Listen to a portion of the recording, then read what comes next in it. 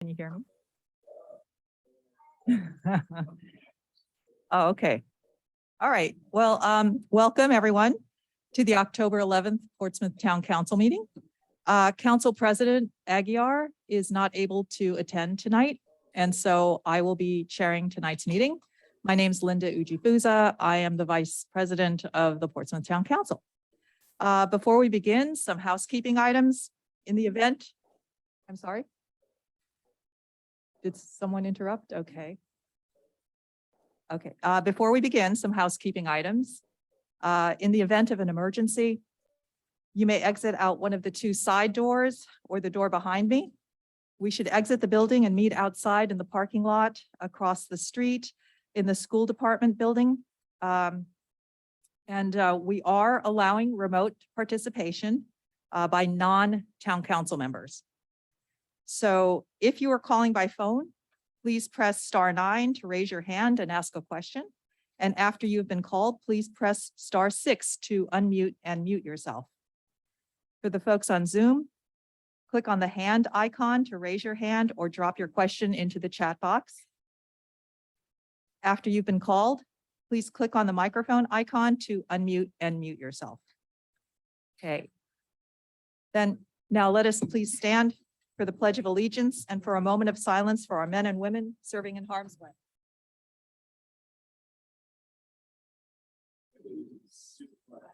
United States.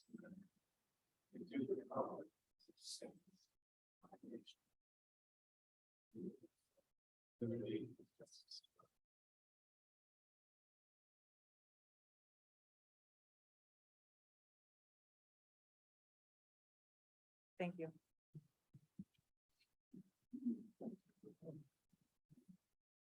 Madam Clerk, can you please take roll? Ms. Abbott? Here. Mr. Hamilton? Here. Mr. Katzman? Here. Here. Mr. Kelly? Here. Dr. Ryan? Here. Ms. Ujifuza? Here.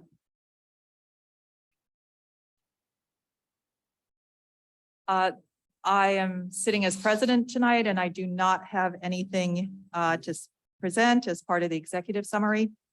So we will move to the consent agenda. Move to approve as presented. Seconded. We have a motion and second. All in favor? Ms. Abbott? Aye. Mr. Hamilton? Aye. Mr. Katzman? Aye. Mr. Kelly? Aye. Dr. Ryan? Aye. Ms. Ujifuza? Aye. The motion passes 6-0. The next item is we'll be sitting as the Board of License Commissioners. Tonight, there's a public hearing to transfer an A-Class BV alcoholic beverage license number 2179. The application to transfer a Class BV alcoholic beverage license from Bracky Limited, doing business as CJ's Pub, to Schooners LLC DBA Schooners at 568 Park Avenue in Portsmouth. Item A is an application for a Class BV alcoholic beverage license, Schooners LLC DBA Schooners, 568 Park Avenue, Portsmouth. The owners are Carolyn Sweet and Douglas DeLeon at 538 Park Avenue, Portsmouth. Do we take all these items together or do we take them one at a time? I would do that one at a. All right. So the second item, but they're all considered together in this hearing, yes? So Yes. item B is request approval to retain the permanent expansion of the service area to include a maximum 25 by 30-foot patio in a fenced area, outdoor area comprising approximately 750 square feet, area located on the west side of the building, weekdays until 9 p.m. and weekend and holiday evenings until 10 p.m. year-round. Also to include a 328 square foot L-shaped wood deck located on the street side of the building, weekdays until 8 p.m. and weekend and holiday evenings until 9 p.m. for table service only, March 15 to December 15, weather permitting. And item C is objection to the transfer of the Class BV liquor license from Bracky Limited DBA CJ's Pub to Schooners LLC DBA Schooners, unless indebtedness is paid in full to Mancini Beverage, submitted by G. Mancini through Sanapi Law Associates Limited. And we have one document, which is the objection filed by Mancini, and there is a PDF. So are there any people in the audience that are speaking to these issues in this hearing?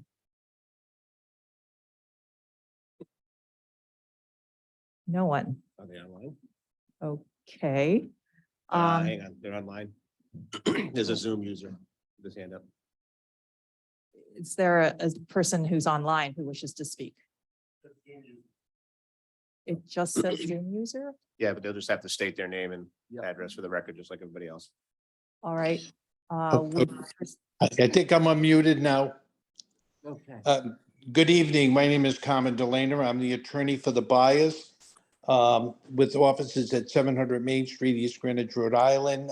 Present at the meeting is Doug DeLeon, one of the principals of Schooners. And basically, their intention is to operate the business exactly the way it's been done in the past. They may make some modifications and cleanup and restoration of the building, but basically they plan to conduct the operation exactly it has been done in the past. All right. That was the buyer's attorney. Is there anyone else who wishes to speak at this hearing? All right, Motion to close the public hearing. we have a motion and second. All in favor? Ms. Abbott? Aye. Mr. Hamilton? Aye. Mr. Capson? Aye. Mr. Kelly? Aye. Dr. Ryan? Aye. Ms. Jukusa? Aye. I would make a motion to. Oh, wait. approve- So the motion passed 6-0. Thank you.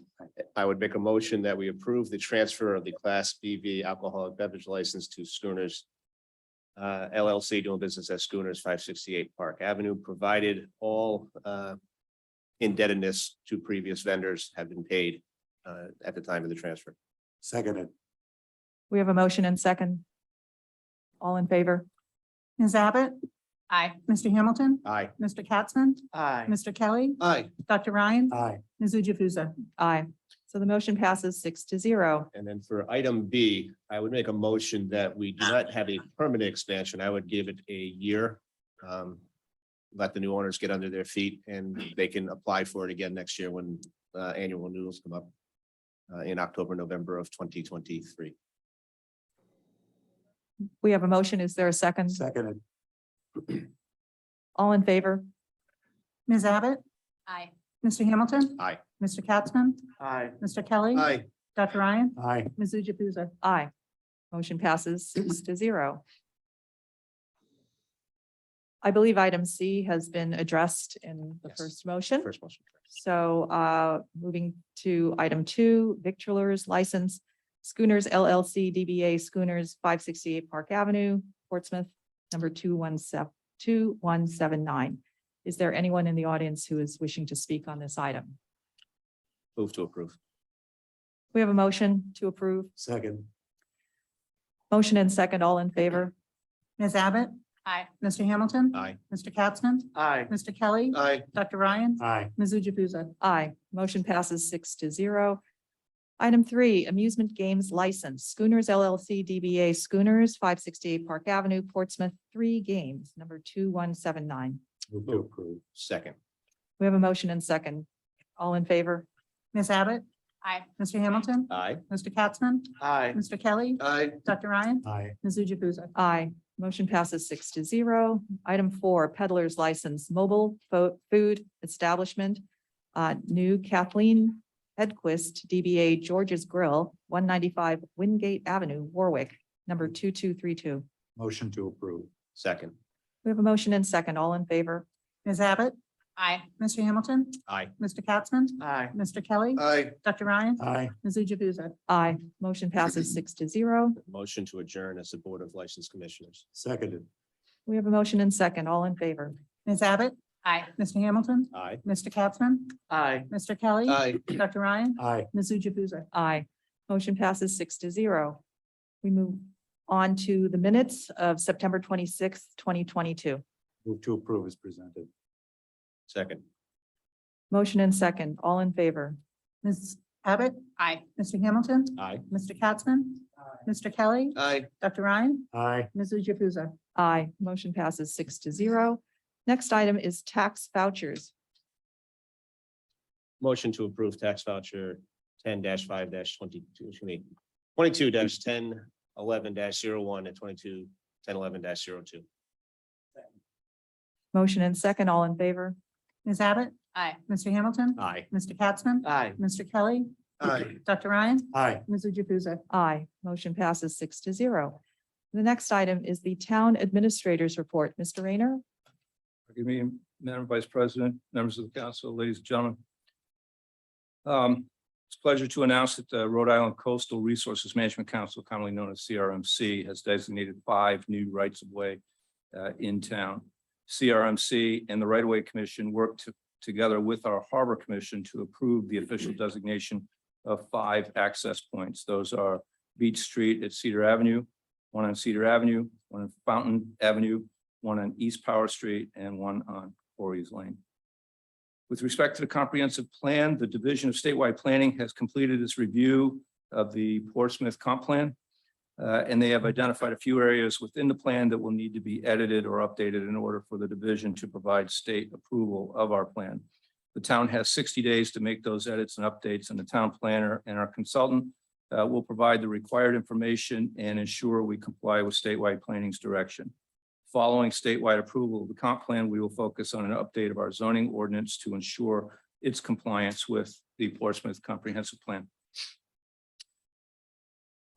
Just an announcement that our last electronic waste drop-off event for 2022 this year will be held at the Portsmouth High School on Saturday, November 19th from 9 a.m. to noon. The collection is open to any Rhode Island resident. More information can be found on the town's website.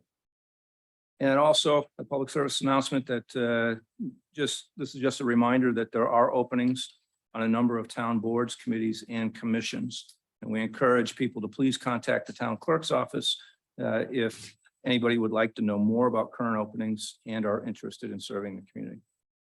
Madam Vice Chair, that concludes my report. Thank you, Mr. Rayner. We move on to resignations and appointments. Resignations.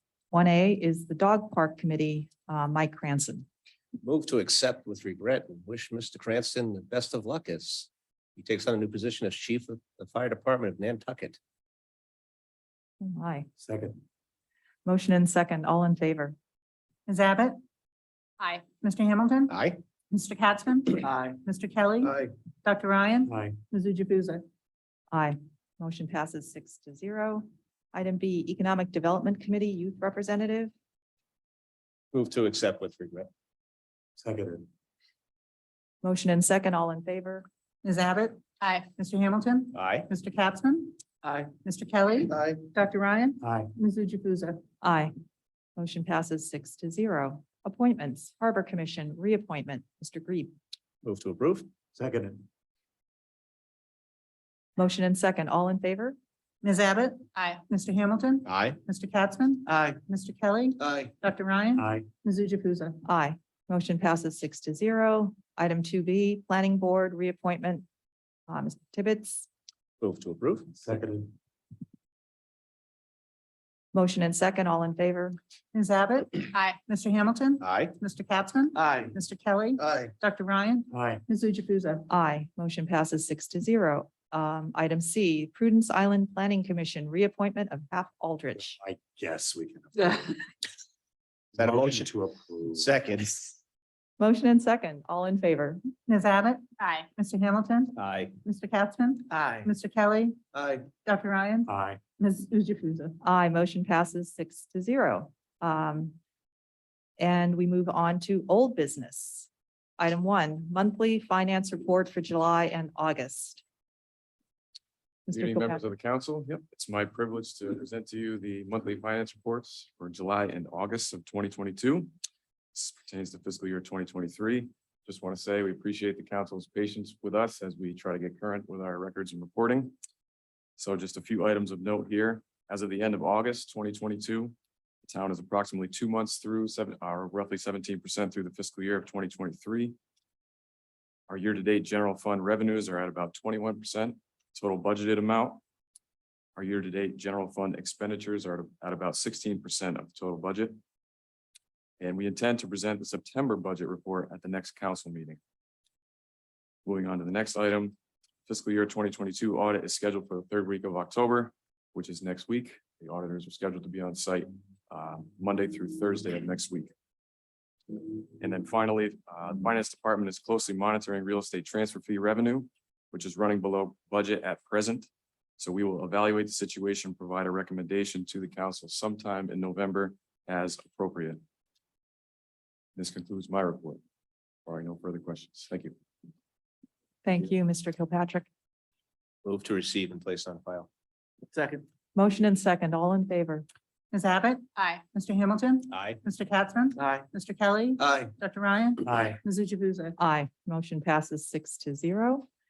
Item 2, or I'm sorry, new business. Item 1, request approval for the use of ARPA funds in the amount of $443,229 to purchase a Braun medical rescue vehicle for the fire department. Chief Ford. Good evening, Council President, members of the council. How is everybody this evening? I'd be better if the cost of this wasn't $200,000 than they used to be. Yes, as you can see, as I mentioned in my letter to you, we all know now that we have this plan approved. This is a perfect example of why I came to you in the beginning. We just recently acquired our new rescue in maybe June. And based on what we were told then, we immediately started looking for the next one.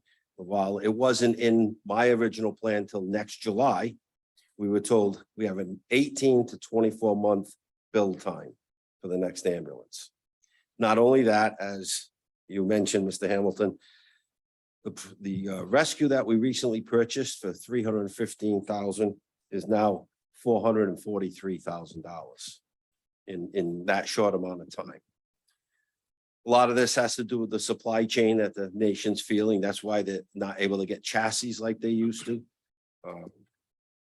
So this is where we are. Now, I put down 443. We are going to get a modest discount for prepayment. That didn't get figured out yet from them, but it will probably be more in the 430 range. But I just went with that top figure, so we definitely had something to go with, and I could get the order in. I actually gave them a verbal agreement last week because on a Friday, because Monday, they went up 8%. So Motion to we got it. approve the purchase of a new ambulance in the amount not to exceed $443,229. Second. We have a motion and second, all in favor? Ms. Abbott? Aye. Mr. Hamilton? Aye. Mr. Capson? Aye. Mr. Kelly? Aye. Dr. Ryan? Aye. Ms. Jukusa? Aye. Motion passes 6-0. Item 2, request approval for the use of ARPA funds not to exceed $68,250 to purchase a new all-wheel drive SUV for the fire department. Chief Ford. Again, I can just replay what I just said as far as the fund and where we stand. The one that you authorized me to purchase last year, I ordered in February. I was just informed that the week of October 17th, it's going to start being built. So I'll be lucky to get it by the end of the year. We had this next vehicle scheduled for next July. We're looking at the same thing, a year out for the build. We were told, actually, this time we were fortunate, nationwide Ford canceled 7,000 Explorers. So we were lucky to even get one in. When I went to order the vehicle that's being built right now, no longer could we buy Dodge or Chevy because those manufacturers completely stopped selling to municipal type dealers. They're keeping their stock for the regular customer that pays more. So we're looking to order this ASAP to get it in the pipeline. It has gone up about 4,000 or 5,000 for the vehicle. We don't know, have to guesstimate at the radios and lighting packages, which all amount to 12,000 to 15,000. But it will be a year plus out before we get those. So I really have to, I'm at their whim as to what those cost at that time.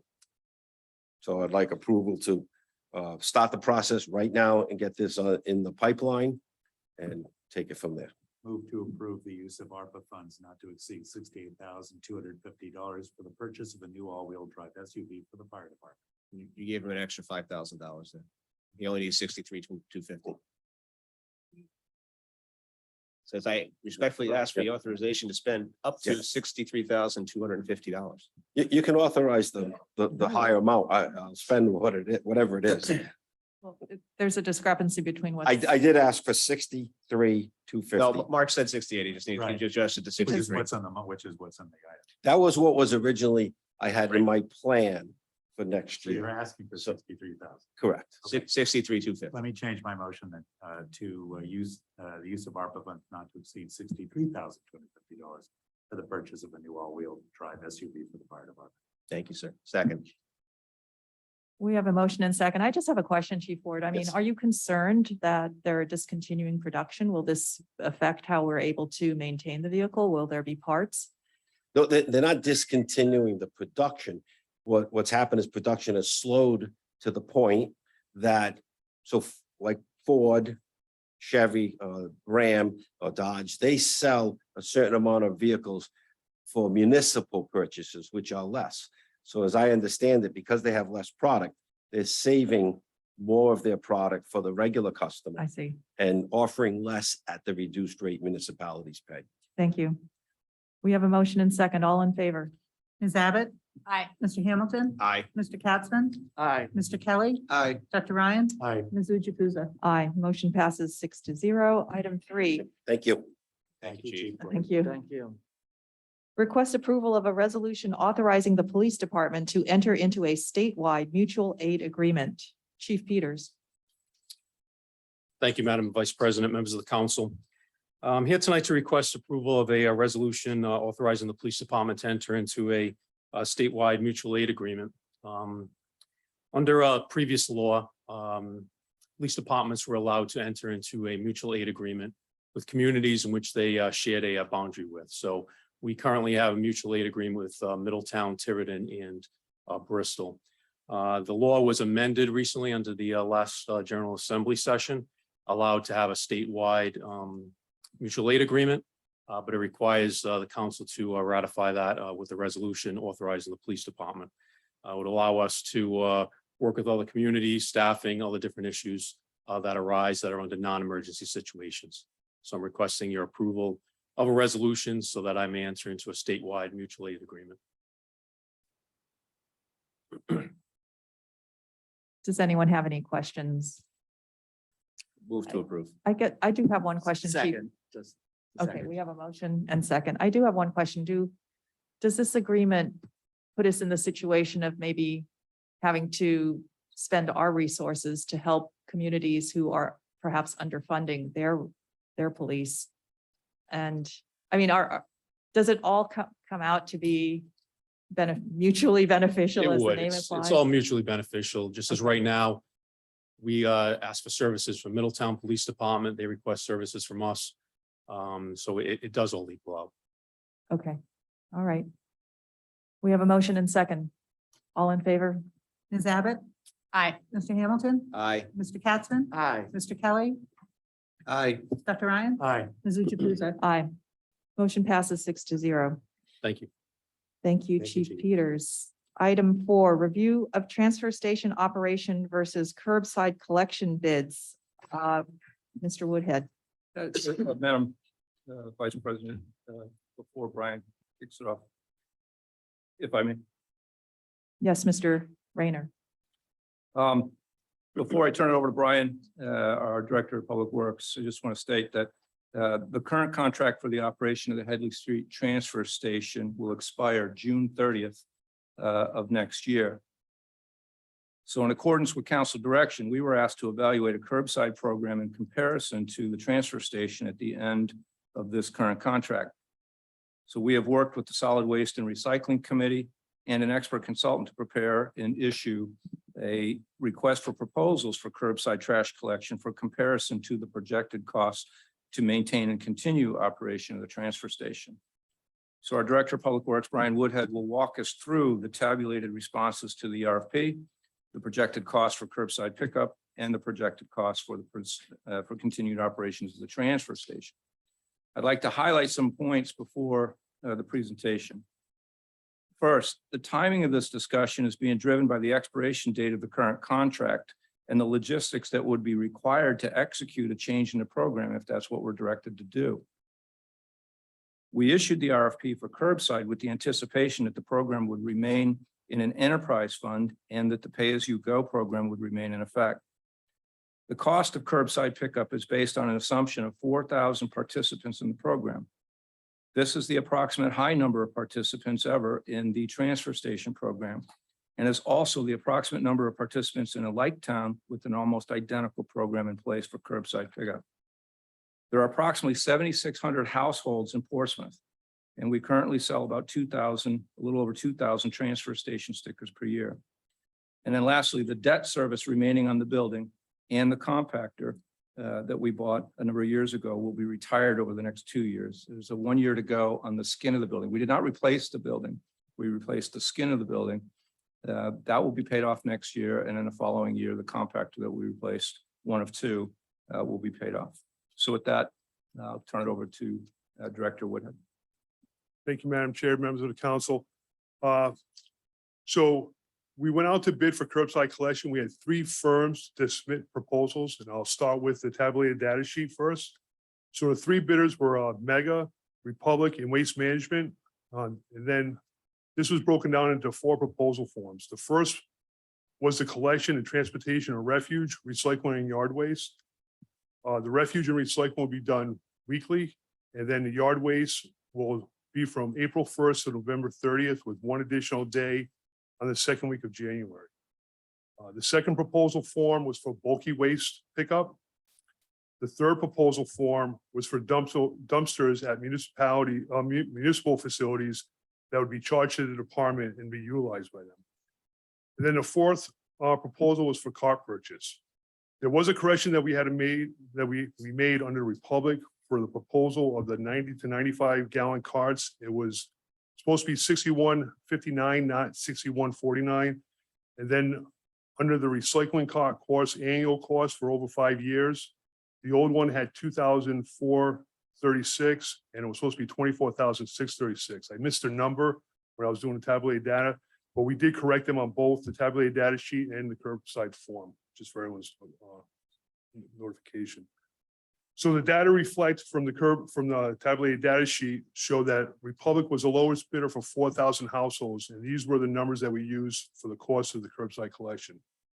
So I'll start with the curbside collection sheet. The first is general revenue. If we keep our recycling rate up, we'll receive $4,620 from Rhode Island Resource and Recovery. And then there's the payback revenue of $369,320 for a total general revenue of $373,940. Next is going to be the contract costs. Refuse collection was $418,200. Recycling was also $418,200. And then the yard waste collection was $318,400 for a total of $1,154,800. The next section was the cart costs. So for 8,064 gallons carts per year for 5 years was $97,592 per year. And then there's 890 to 95 gallon carts per year for 5 years at $49,272.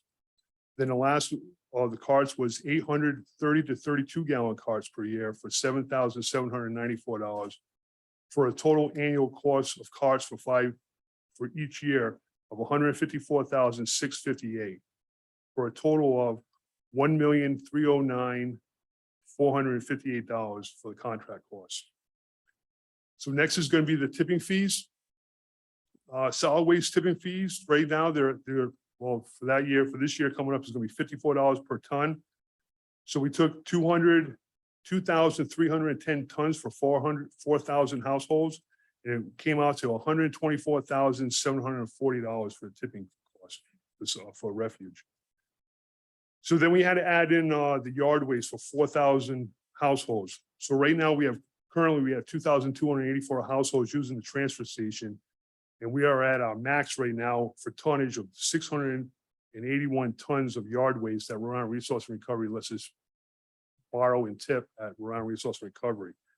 So we had to estimate for the 1,716 more households that there was going to be another 511 tons of yard waste delivered to Rhode Island Resource Recovery at $25 per ton for a cost of $12,785 for a total cost of $137,525 for tipping fees.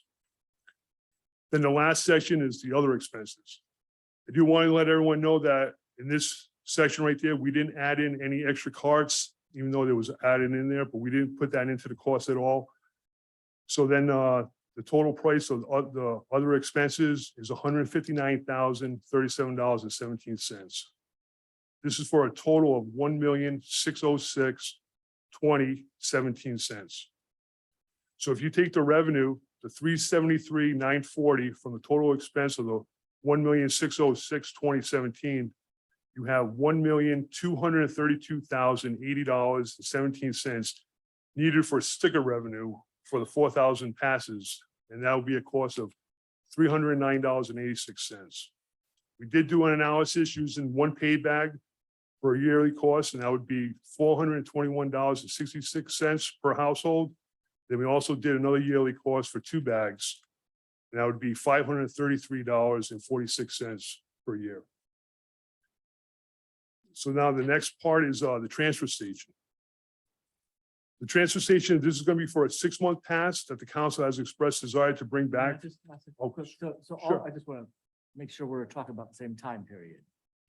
That this would be a calendar year or? Nope, this will fiscal be year? starting July 1st Okay, fiscal year yep, thank you.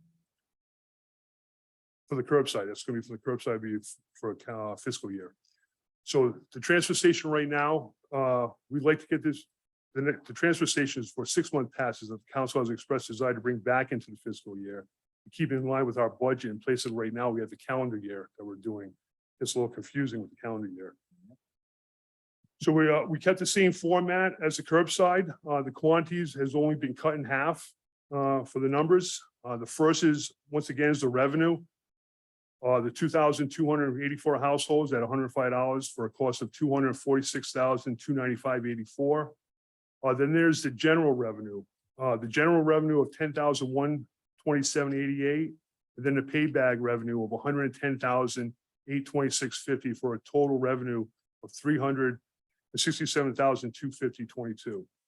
Next is the operation and transportation costs. We added 10% to the cost for this estimated increase for a total of $292,254.02 for the operation of the transportation costs. Next is going to be the tipping. The tipping is still the same at $54 per ton for 693 tons for $37,395. Then the last is the other expenses for $65,252.19 for a total expense of $394,901.21. So if you take the general revenue of the $10,127.88 and the pay bags of the $110,826.50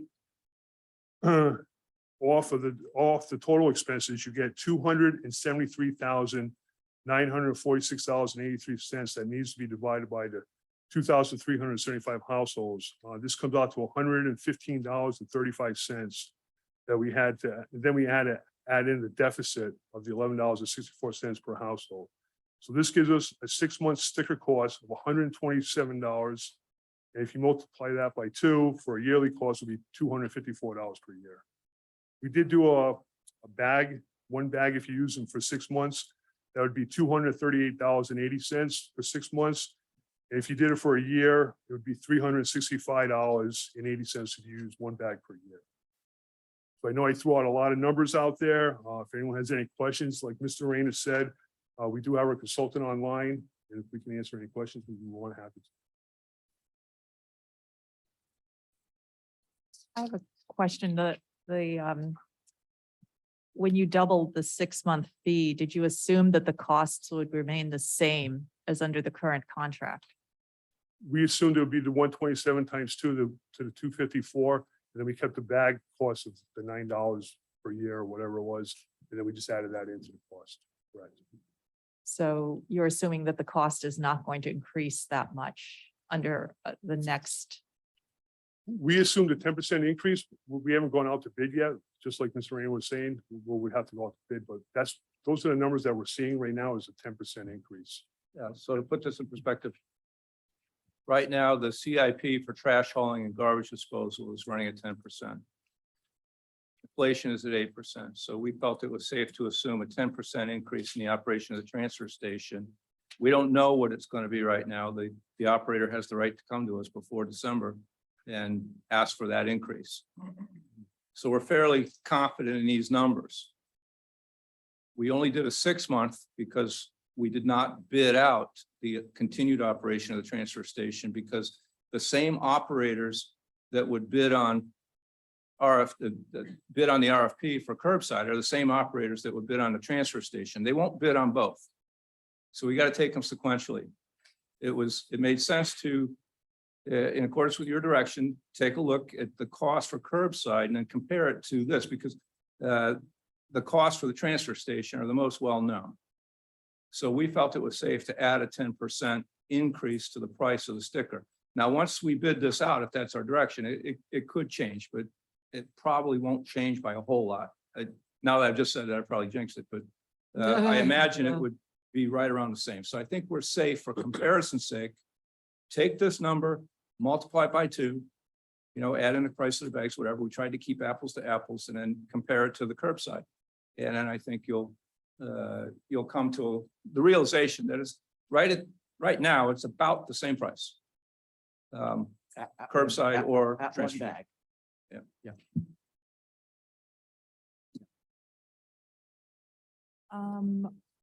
I'm going to say that are there many people in the audience who wish to speak on this issue?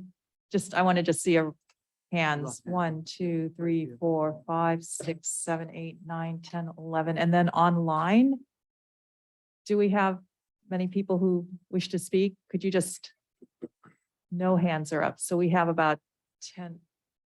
Okay, no hands are raised. So we have about 12 people who want to speak. I just think that I would like to hear thank you for coming tonight and speaking to the town council. I appreciate that. To be fair and respectful, I think I'd like to hear everyone speak for 2 minutes and then everybody have a chance to speak who wants to speak.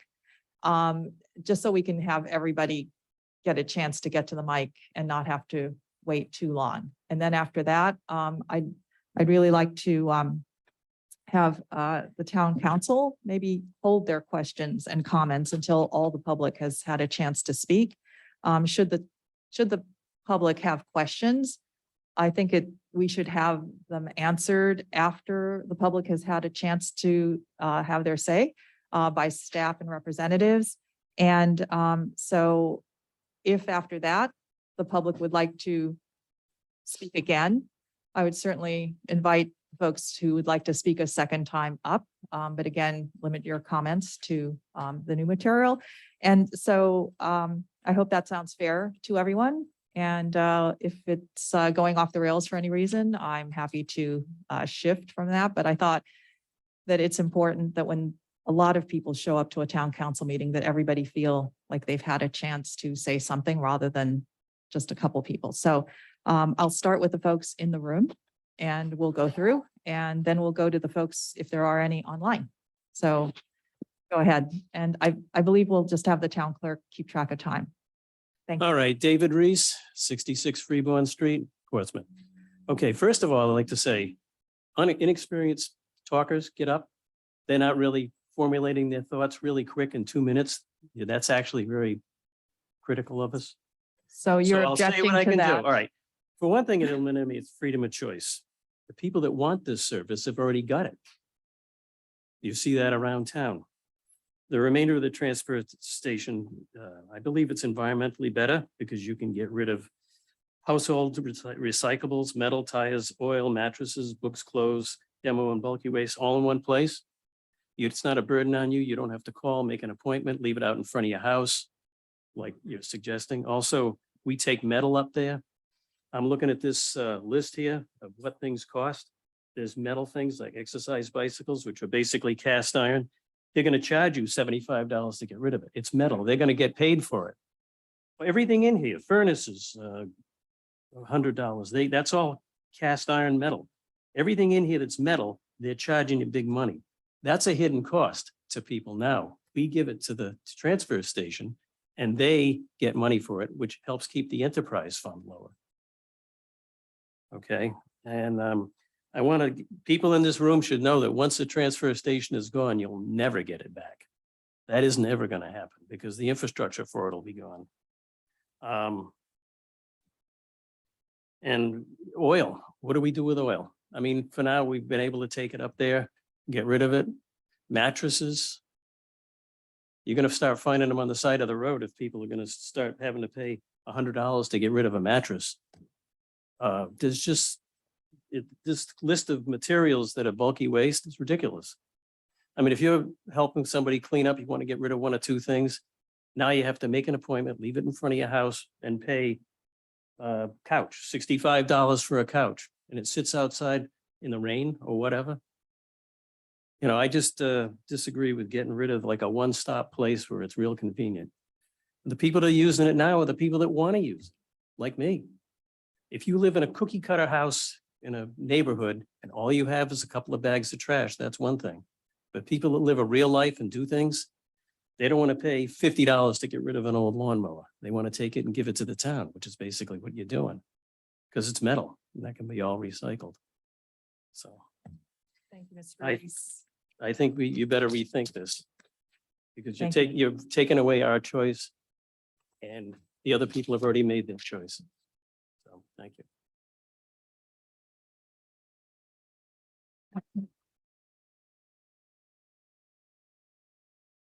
Yes. Thank you, Madam Vice President. Larry Fitzmaurice, 50 Kristen Court. The record, I object to the 2-minute limit.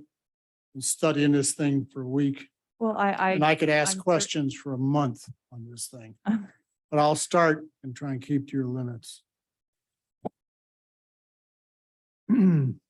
First of all, this transfer station seems to be operating at a fairly level cost structure. Now, inflation may change that, but the last 3 years, when I look at the budget on page 83, shows a fairly flat cost structure. The current year cost is, I'm talking about the 12 months for the current fiscal year that we're in now, is $734,000. Next year's projected costs, according to the estimates provided as attachments to this agenda item, are $1,586,000. That's 123% increase. Now, there may be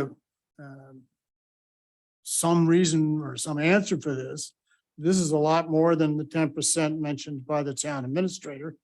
That's $874,000 increase. I presume that the budget data is correct, but the budget only increased in the transfer station, which is separate from the rest of the budget, by 3.03%.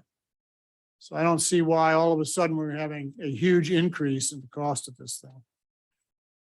The other thing is, it's very, very difficult to predict from the data provided what the actual cost per individuals are in the curbside system. And I've done my best, and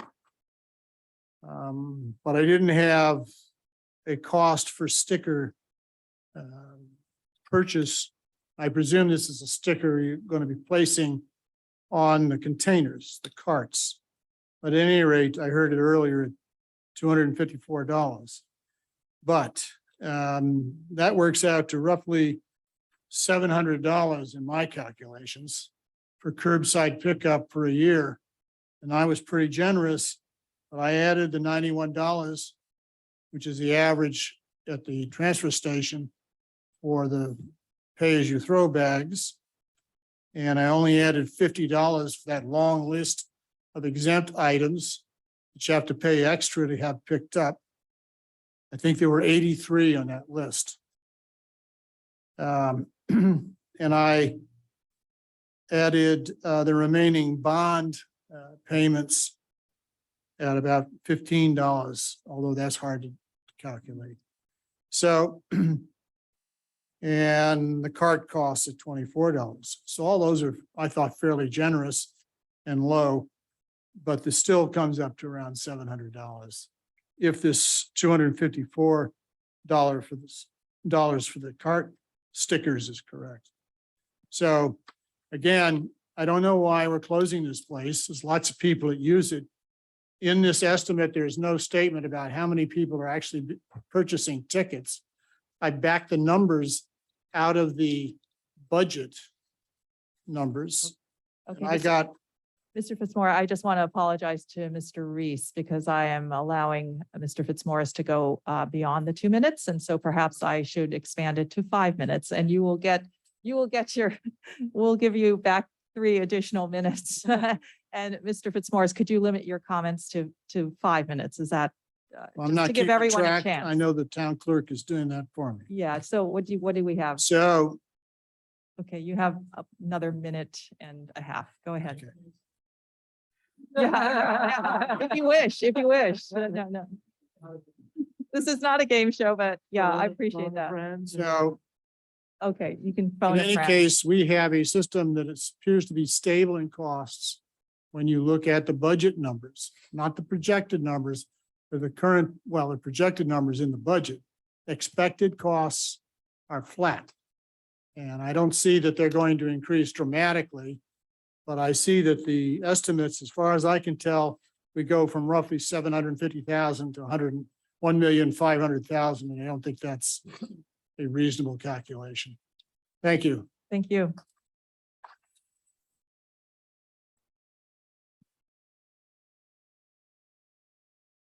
Peter Roberts, 80 Almart Avenue.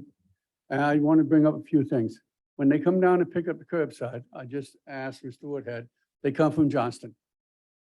Okay? From Johnston. Okay, and they're diesel engines and big trucks. And the prices have doubled. What do you think it costs for that truck to come down here? And then when vehicles stop and go again, they're using the most fuel you can use because you're putting the gas pedal down to get it going. So what it would cost for them to come down here, pick up our trash and go all the way back up there. Let's think about this. When I take my trash to the transfer station, nobody pays for the fuel.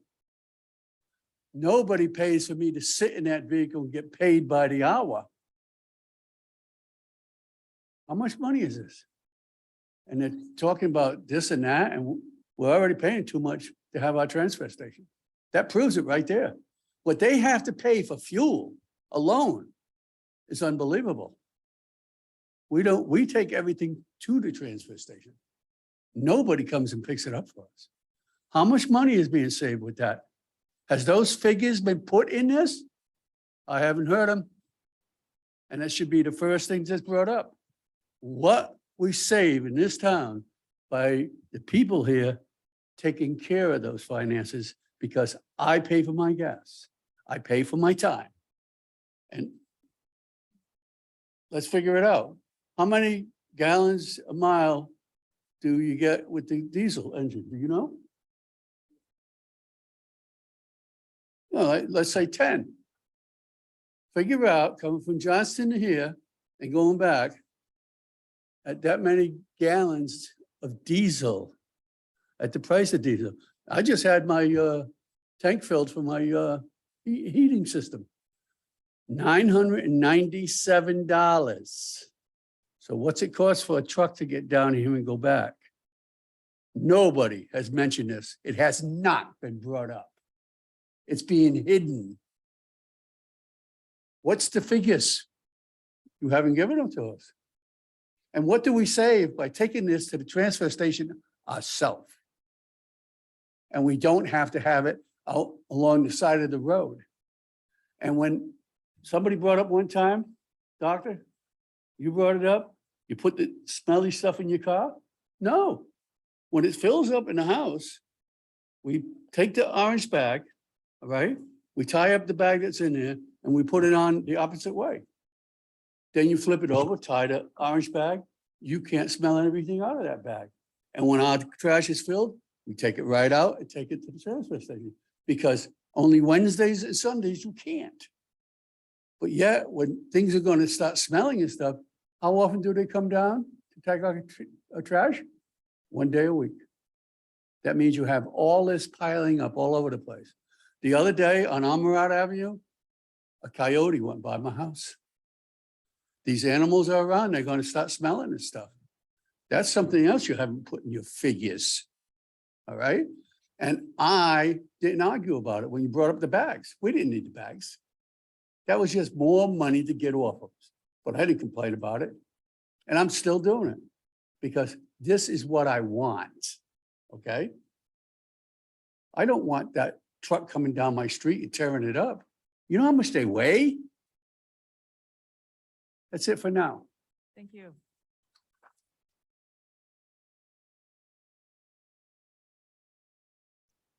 Hey, my name is Lawrence Sylvia, 24 Old Mill Lane. My background is I've been there for 81 years. I remember when the Portsmouth Fire Department was all volunteer. We've always had services. And I think a dump or transfer station is one of the services that should be provided. We've been micromanaged to the point where if you're going to call a policeman, you're going to get charged. I mean, this is what it's come down to. I think the basic transfer station should be part of the taxes. Now, the people that use it buy the bags. If they use it more, they pay more. If they don't, then they pay less. If they want pickup, they can have it. However, I think it's a basic service that should be supplied. Second of all, I was there today at 9:15 and I watched the Department of Public Works dump truck pull up to the orange bag bin and dump a full load, had to be at least 50 or 100 orange bags worth. There was no bags in the truck. Now, the town is getting away with this, and it's on our tab that are paying for the transfer station.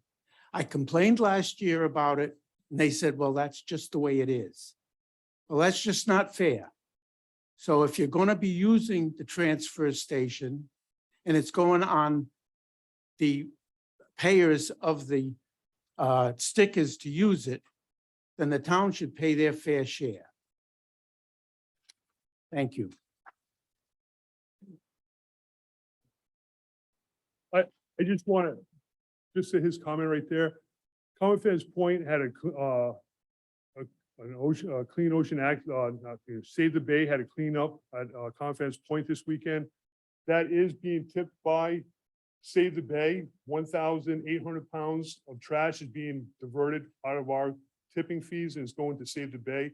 So that's why our trucks were down there today.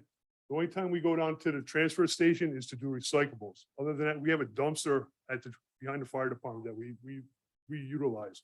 That's the only reason why we were down to transfer station today. Just want to clarify. Thank you. Yes. Name's Dan Warburg of 80 Adams Drive. And I'm probably copying some of the good gentlemen who just before me. But if the transfer station currently is operational and is a revenue source or pays for itself, and I might not have all the up-to-date figures, but why push now the curbside pickup if the Johnson facility is still operational? Why the move to shut the transfer station now? Is the town offered a financial incentive from either Washington or Providence or any other entity such as a private foundation to make this proposed switch? Or is it a quid pro quo involved? Example, if we give you X amount of dollars for the Portsmouth High School, will you shut down the transfer station? So any incentives must be made transparent for the citizen to appraise the value to the town. If all green is the motive, then The citizens of the town who will be forced into the new system of waste removal must know where the waste is going. And if this is truly a green solution, for example, if there's someone, the waste, well, I'll stop, I won't do that. But the town needs to post this sort of current proposal at the transfer station so that all users are aware of the proposed changes and can make their opinions known. Not everyone reads the newspaper or is connected to a network of informed taxpayers. Bottom line is the transfer station is solvent. The transfer station is a preferred option for many tax-paying citizens who want their own schedule for waste disposal, not the schedule of a contracted business. The current situation with the transfer station available for those willing to pay for it and others willing to contract for curbside services offers the citizens of Portsmouth a variety of choices. And that's the freedom to choose what works best for each household. I don't have all the figures, but I do know that the curbside pickup will be incredibly more expensive than the town transfer station, which I hope we keep completely. Thank you for listening. Thank you so much.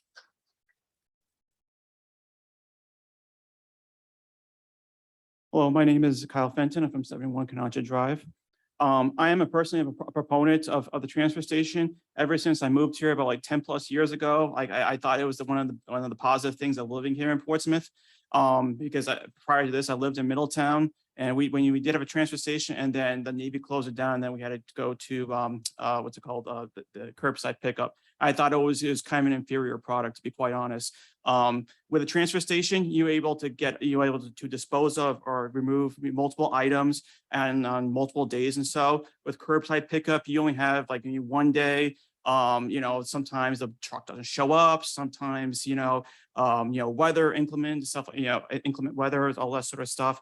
So I honestly think that what you're proposing here just doesn't make any sense to me, because it's like, I think what you're doing is you're removing all the benefits and then increasing the cost. So for example, to me, it's like, at least from my perspective. So, I think the gentleman over here said the sticker prices will be between like $310 to $500.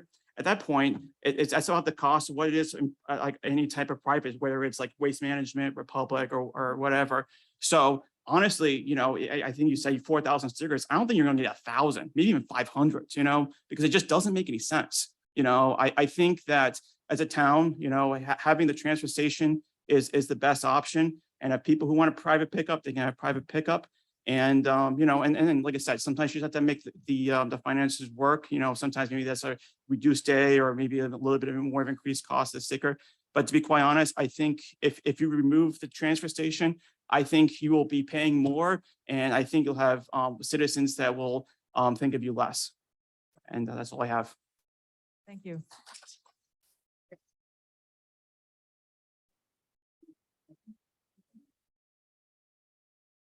Thank you. Good evening, Philip Driscoll, 169 Oakley Drive here in Portsmouth. Coyotes. I have a den of coyotes that live within 600 feet of my house. I have had them in my garage because I left the garage door open.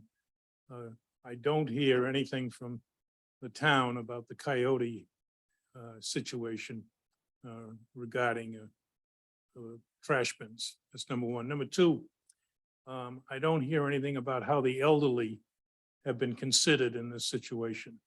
It's pretty tough to, when a snowstorm or an ice storm, to get your trash out there on the appointed day. When we have the compactor station, we have, I guess, 5 days of an opportunity to go. I have not heard, and I would ask from some member of the town council in very, very simple English, what are we paying now? We pay a sticker fee plus the bags we buy. And the bulk and that sort of stuff, okay, we get to put in the bulk bin and the construction debris and that sort of stuff. What is the anticipation? I'm asking you, each of you, excuse me, what is the anticipation of what it's going to cost us if we go from where we are now to this anticipated program? Do any of you know? You see, that's what I was afraid of. That's what I was afraid of. You have not done your homework. Mr. Rayner actually mentioned that the cost of the sticker for an enterprise fund curbside would be approximately what is being paid now to the transfer station. And the bulk? How is the bulk going to be handled? There's a price list. You can see it in the backup. There's a price list that would be associated with this program. So you're absolutely right. You wouldn't be able to drop your bulky waste off in a bin in a transfer station. There would be a cost associated with that. And the vendors who responded to the RFP have laid out what those costs are. Again, we're not proposing anything. We're comparing the costs. Well, If I may, I Cost just of- want to say, if I may, that I am doing my homework right now. We've got a lot of information just prior to this meeting over the last few weeks. There's a lot of members of the public that I need to hear from. That's part of my homework. And to Mr. Rayner's point, no one is making any proposals. We ask for information because we know that the transfer station's lifespan is not infinite.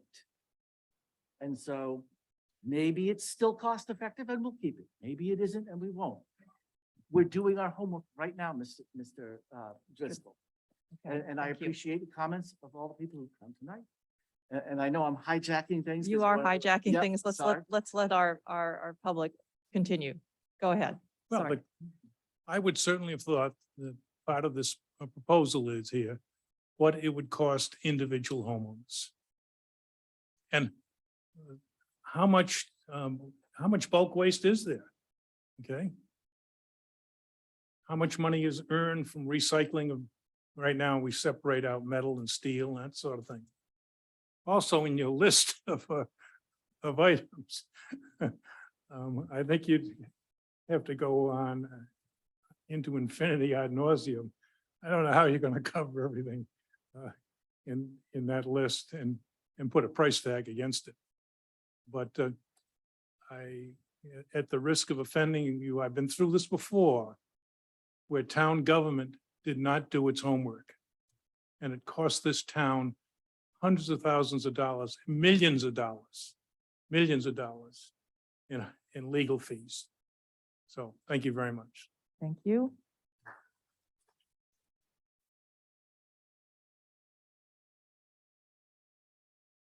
I'm Debbie Timby, 99 Sisson Pond Road. We have lived at our location for 25 years, which means that we have used the transfer station for 25 years. For me, because I have so many gardens in my property, the flexibility of being able to use the transfer station that is open 5 days a week is much better than having to wait a week for any commercial vehicle to come to pick up trash or to pick up yard waste. I have a lot of yard waste, but I have 7 compost bins that I have made from pallets in order to save some of the some of my yard waste and use it for compost every year.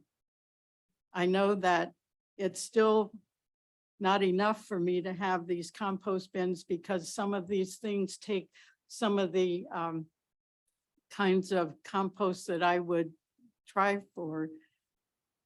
It doesn't compost as fast as I would like, and I bring the larger things like tree branches or pruning shrubs or cutting a lot of goldenrod out of the meadows that I have, that I can bundle them up. And I have a small truck and I bring bundles of things to the yard waste. So I really appreciate that we have a transfer station and that it gives me the flexibility to bring my things when I need to bring them. Thank you. Thank you.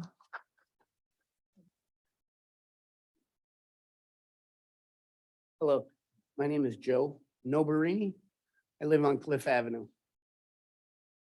The convenience of the transfer station is, I just can't say enough about it. Once it's gone, if we were to give it up, it's gone. The licenses, the permits, never to be brought back. It would cost, as somebody said, millions to get permits again. We have a choice right now to do curbside or bring it up here.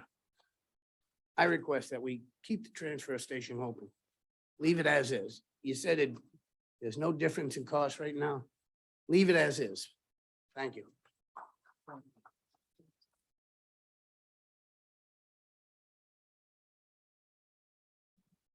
Tom Grebe, 110 Sayre Drive. You should see a theme here. Convenience of the transfer station is huge to some people, and depending upon their lifestyle. If you travel a lot and you're not home on Tuesdays, and your pickup day is Tuesday, you've got a problem. And with only one cart company coming, that could be a big problem. Now, so I think the choice of transfer station and curbside pickup is what needs to be preserved. I think you've done a very good thing here in terms of getting bids. We know what a townwide curbside cost would be. Why not do both? Why not have the transfer station and allow the people to have the low cost of your bid for curbside, one truck running up and down the street one day, less wear and tear on the roads, but keep the transfer station for the people that have the convenience and need the convenience of that. The other thing that getting rid of the transfer station does is it takes away a competition and or benchmark. You know, when the cost of curbside is getting away from the transfer station, that those costs are going up too high. Without the transfer station, you're allowing the companies, not saying that there's collusion, but they are smart competitors, to raise their prices without a benchmark for you to tell what it should be costing. So I think there's a lot of logical reasons to keep both. We have both now. I think you can prove it by doing exactly what Mr. Rayner has proposed to you. The people that want curbside pickup, one company services them. The people that want the transfer station, they get the transfer station and the convenience they find in it. Thank you. Thank you.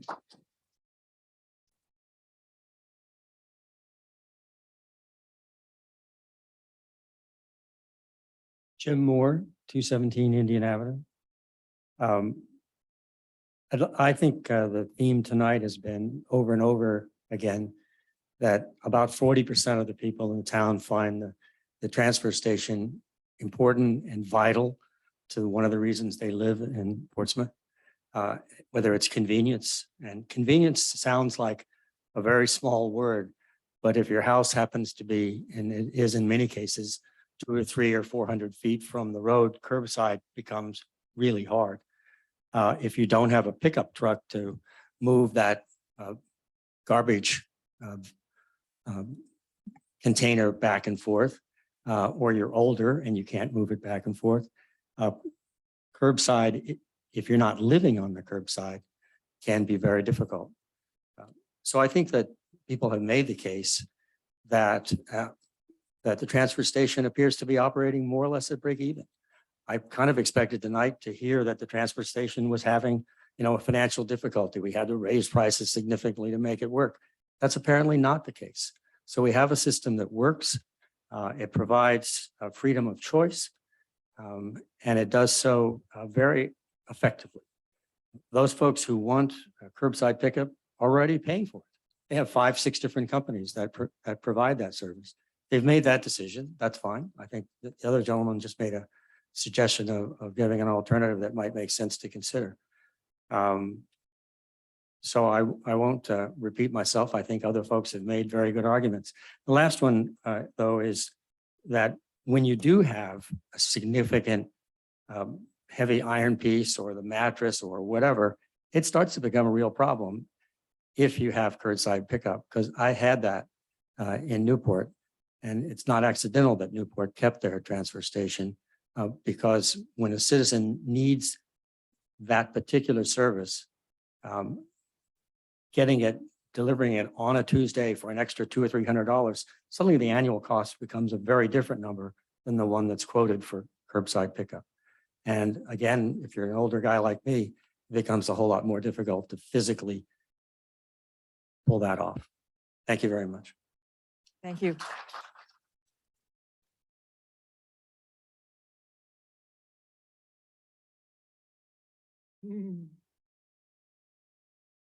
My name is John McCulloch, 355 Indian Avenue. I'm going to summarize what I've heard tonight. Flat cost, a system that works. A lot of people loving the system because of the flexibility and convenience that it provides. We moved here 22 years ago. Like one of the gentlemen said, it was one of the best things about being in Portsmouth versus other towns, because you had this flexibility, all the attributes that exist today. I think it would be a big mistake to shut down the transfer station. I'm strongly against it. And for reasons that have been described over and over tonight. Thank you. Thank you.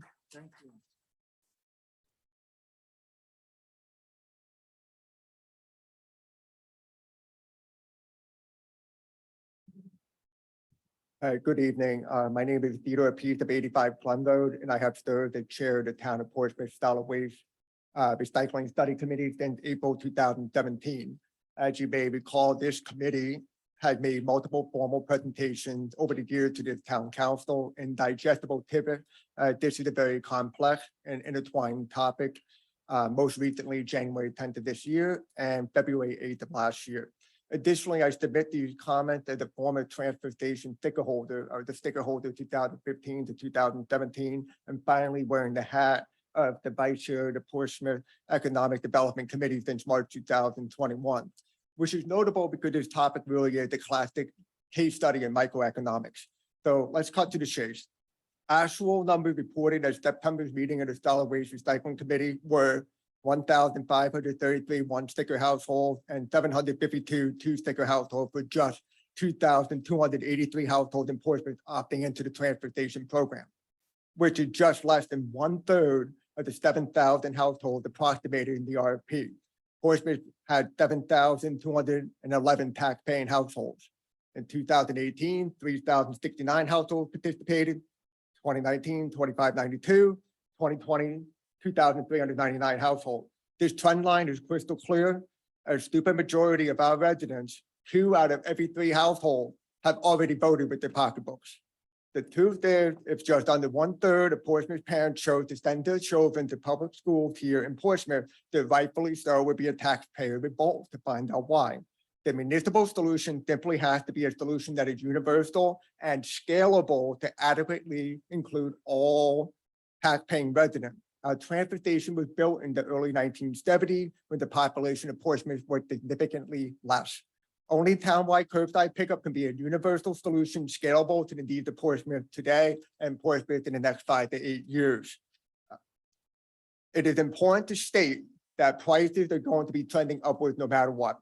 It is nearly certain higher rates are in store to operate the transfer station as labor and fuel prices continue to rise.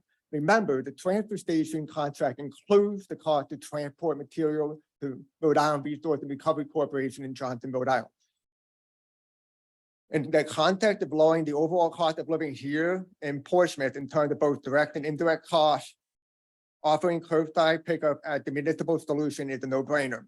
I am more than happy to answer any and all questions that you may have.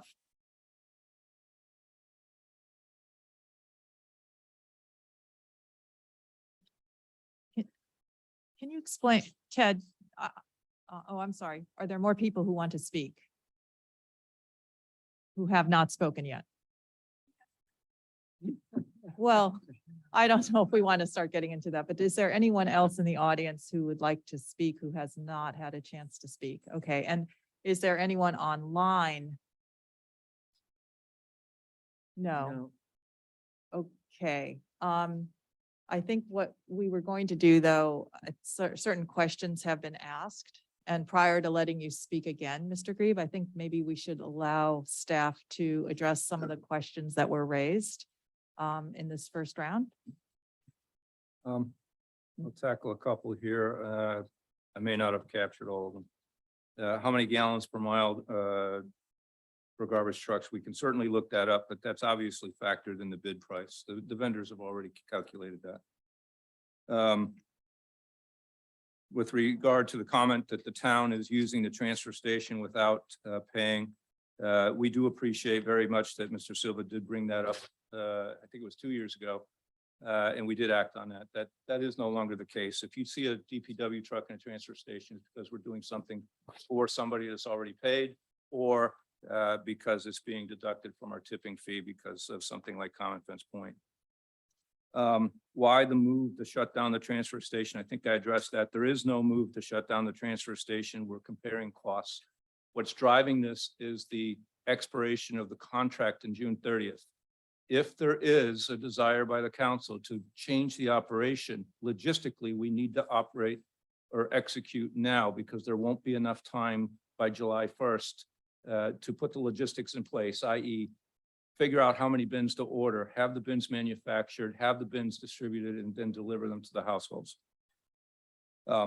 That's why we're doing this now. Why are we doing in this order? As I stated in my preamble, we pretty much know the cost of the transfer station. What we didn't know is the cost of curbside. So we had to issue that RFP now and get those bids so that we can evaluate them against what we can presume to be known costs for the transfer station and make an educated decision with regard to future waste pickup. If the decision is to maintain the transfer station operation, we have time to issue an RFP and negotiate a new contract with a potential new vendor that would operate the transfer station in the future.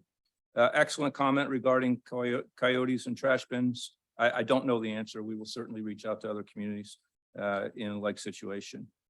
The anticipated costs, I'm a little confused by that. We laid the anticipated costs out. I don't know. We can certainly go in back and look to see how much bulky waste we're collecting, but I do know that we are collecting way more. It's not just yard waste. It's also bulky waste. We're collecting way more than other communities of our size. We don't know why that is, but we can certainly divide that by the number of sticker holders and come up with an approximate number. And then why not keep both? We can certainly look into that again. We looked into that the last time we discussed this in 2016-17. And quite frankly, the vendors did not want to bid on both. The response that we got back is make up your mind. You either want to go curbside or you want a transfer station. We're not going to bid on both. And there was no interest at that time to keep the transfer station open. We can certainly look into that again. And if we get that, well, we don't even need direction. We will certainly look into it again and see what kind of responses we get. Thank you, Mr. Rayner. Brian? And there was only one other question that I wrote down was for the elderly. We do have in the RFP for curbside collection, 75 backdoor pickups. So if someone is elderly, that the contractor will go to the back door or wherever the bins are to pick up the bins. So the elderly does not have to bring them out to the curbside. So that was the only question I had. Thank you. All right, if no other staff wishes to address the questions, we will go to round 2 of the comments. Again, it's Tom Grieve. I wanted to address a few things that were said. The fact that the waste people do not want both should tell you something. Why wouldn't they do both? And the answer is they don't want you to have a benchmark for their curbside price. The other thing is, I have great respect for Mr. Peets, but I do not accept the logic that if there's 2,500 people using the transfer station, the rest of the people using curbside. I don't think that's a good number. I do not think that only 1/3 of the people in the town that use a trash service are using the transfer station. I think if you knew how many people were actually using curbside, you'd find it's a lot lower than just subtracting the 2,500 from the 7,500. So, Mr. Grieve, that would beg the question, what are those What are other they people doing? doing with their trash? Right. There are people that are summer residents that make other arrangements and aren't here that much. There are Airbnbs that have it taken away with their cleaning services. There are apartment buildings that are using dumpsters. There's a lot of other families in town that are finding other ways to get rid of their trash other than the two that we were talking about tonight. Unfortunately, there are others answers as well. I understand, and I actually watch it down here by the Dunkin' Donuts on West Main Road, where there's about 7 dumpsters, and if you stay there for about 10 minutes pumping your gas, you can see people coming to. Hence the sign at Clemens that says, please don't leave your household trash here anymore. And yeah, and by the way, a townwide service where people are going to have to pay for it and opt into it, not going to change that. It may make it But worse. a townwide service that was included in the tax rate might. We are not talking about that tonight. Not yet. Okay. Not yet. Okay, well, all right.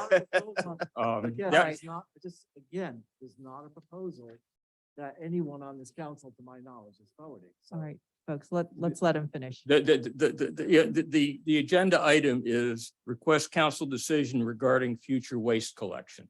that's the request. I understand that. The last one, I want to make light to Mr. Rayner a little bit. It's not just coyotes. You got to ask him about raccoons. At my last house, I'm a sailor. I can tie really good knots. My last house, I did my best, and those damn raccoons would absolutely untie what I was putting over my garbage cans. Certainly will do. Thank you.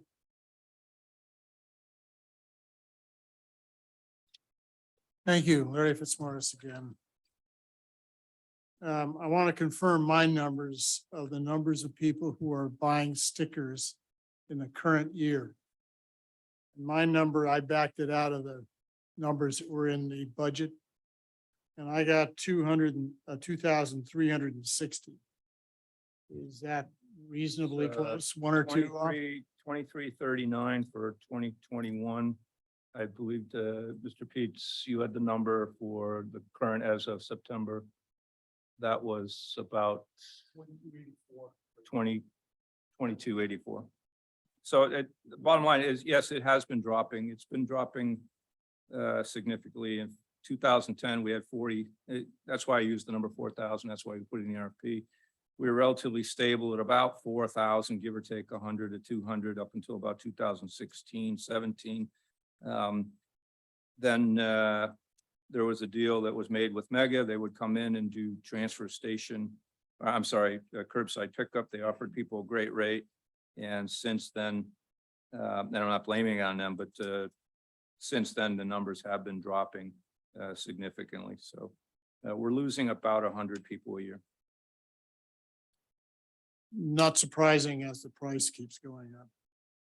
True, but I'm talking about the cost- sticker price. The sticker price has been going up, but it has remained relatively stable.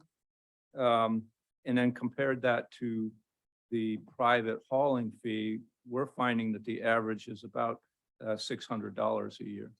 So it's, yeah, I don't, as there are people that are passionate, they love the convenience of the transfer station. fully on board. I've got a transportation sticker. And then there's people that want curbside, and they've obviously voted with their feet. I think somewhere along the line, we should mention that the transfer station works very well, at least in my experience. When I go there, things are clean, neat, and well run. So we appreciate that as well. My understanding from reading these documents is that regarding the curbside pickup, that the town intends to manage that system. Is that correct? Under a contract. I mean, the contract will report to the town, but the town's going to be managing a single contract. Correct, very much the same way as it's done with the enterprise fund. It would stay, the RFP was that it would stay, the presumption was that it would stay as an enterprise fund, and it would be operated much the same way as the transfer station is run right now. We have a contract with an operator, multi-year contract, options to extend. The exact same thing would be done presumably for a curbside pickup. And the bids that we received cover those operating costs Correct, and administrative costs. correct. Thank you. I think that's it. Thank you. Thank you. I will, when you talk about administrative costs, obviously they're administrative costs. Right now, we tried to keep it as close to apples as we could. In the operating station right now, there's 2 to 3 employees that are paid for in the contract, and then we have the gate guard, the gate attendants. Obviously, those would go away, but we did put into the price of a curbside program, 1 employee who would manage the program on the town side.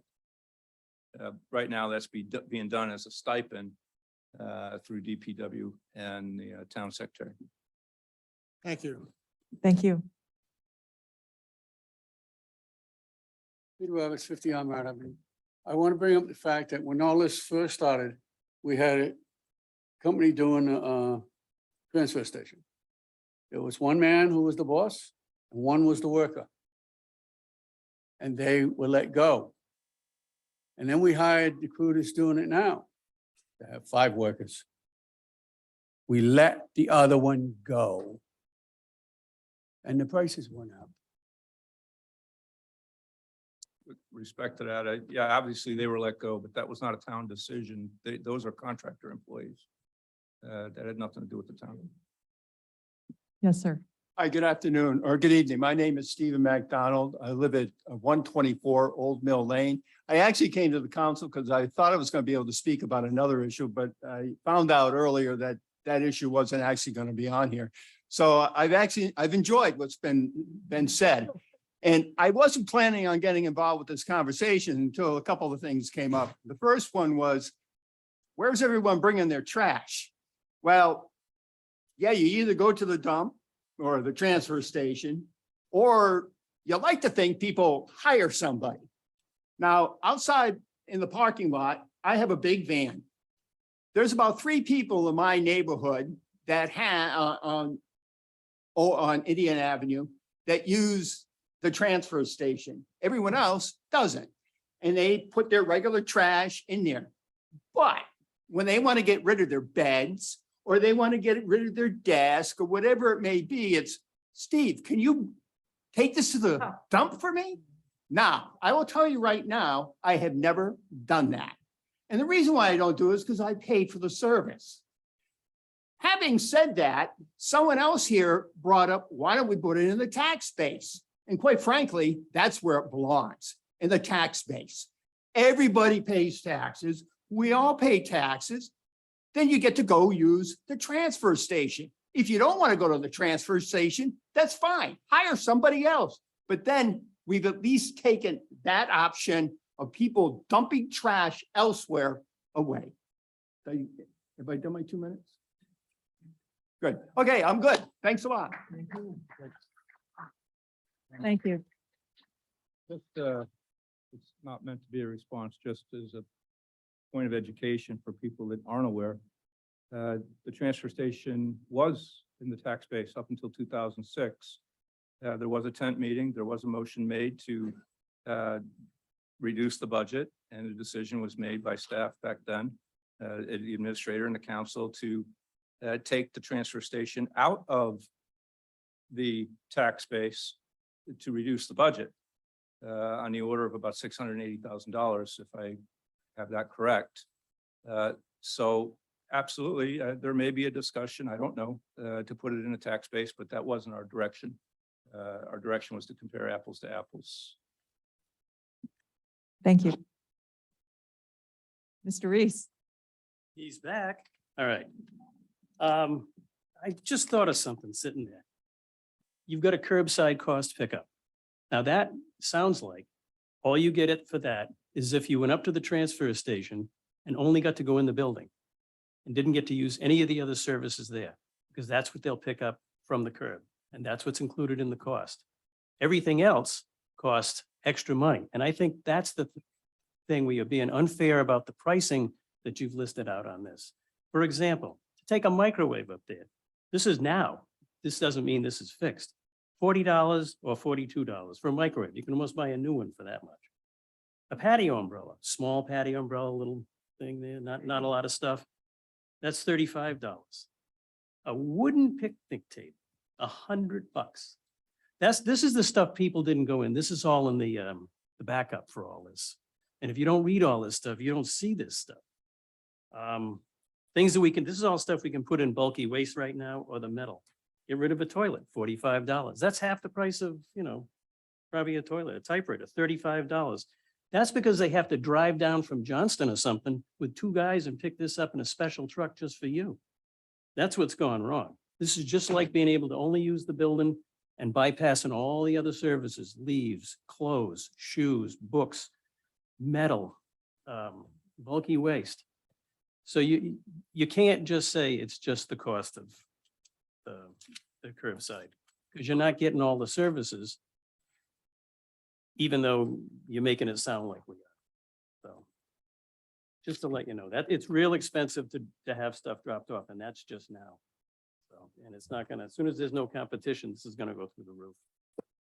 Thanks. Thank you. All right, thank you so much.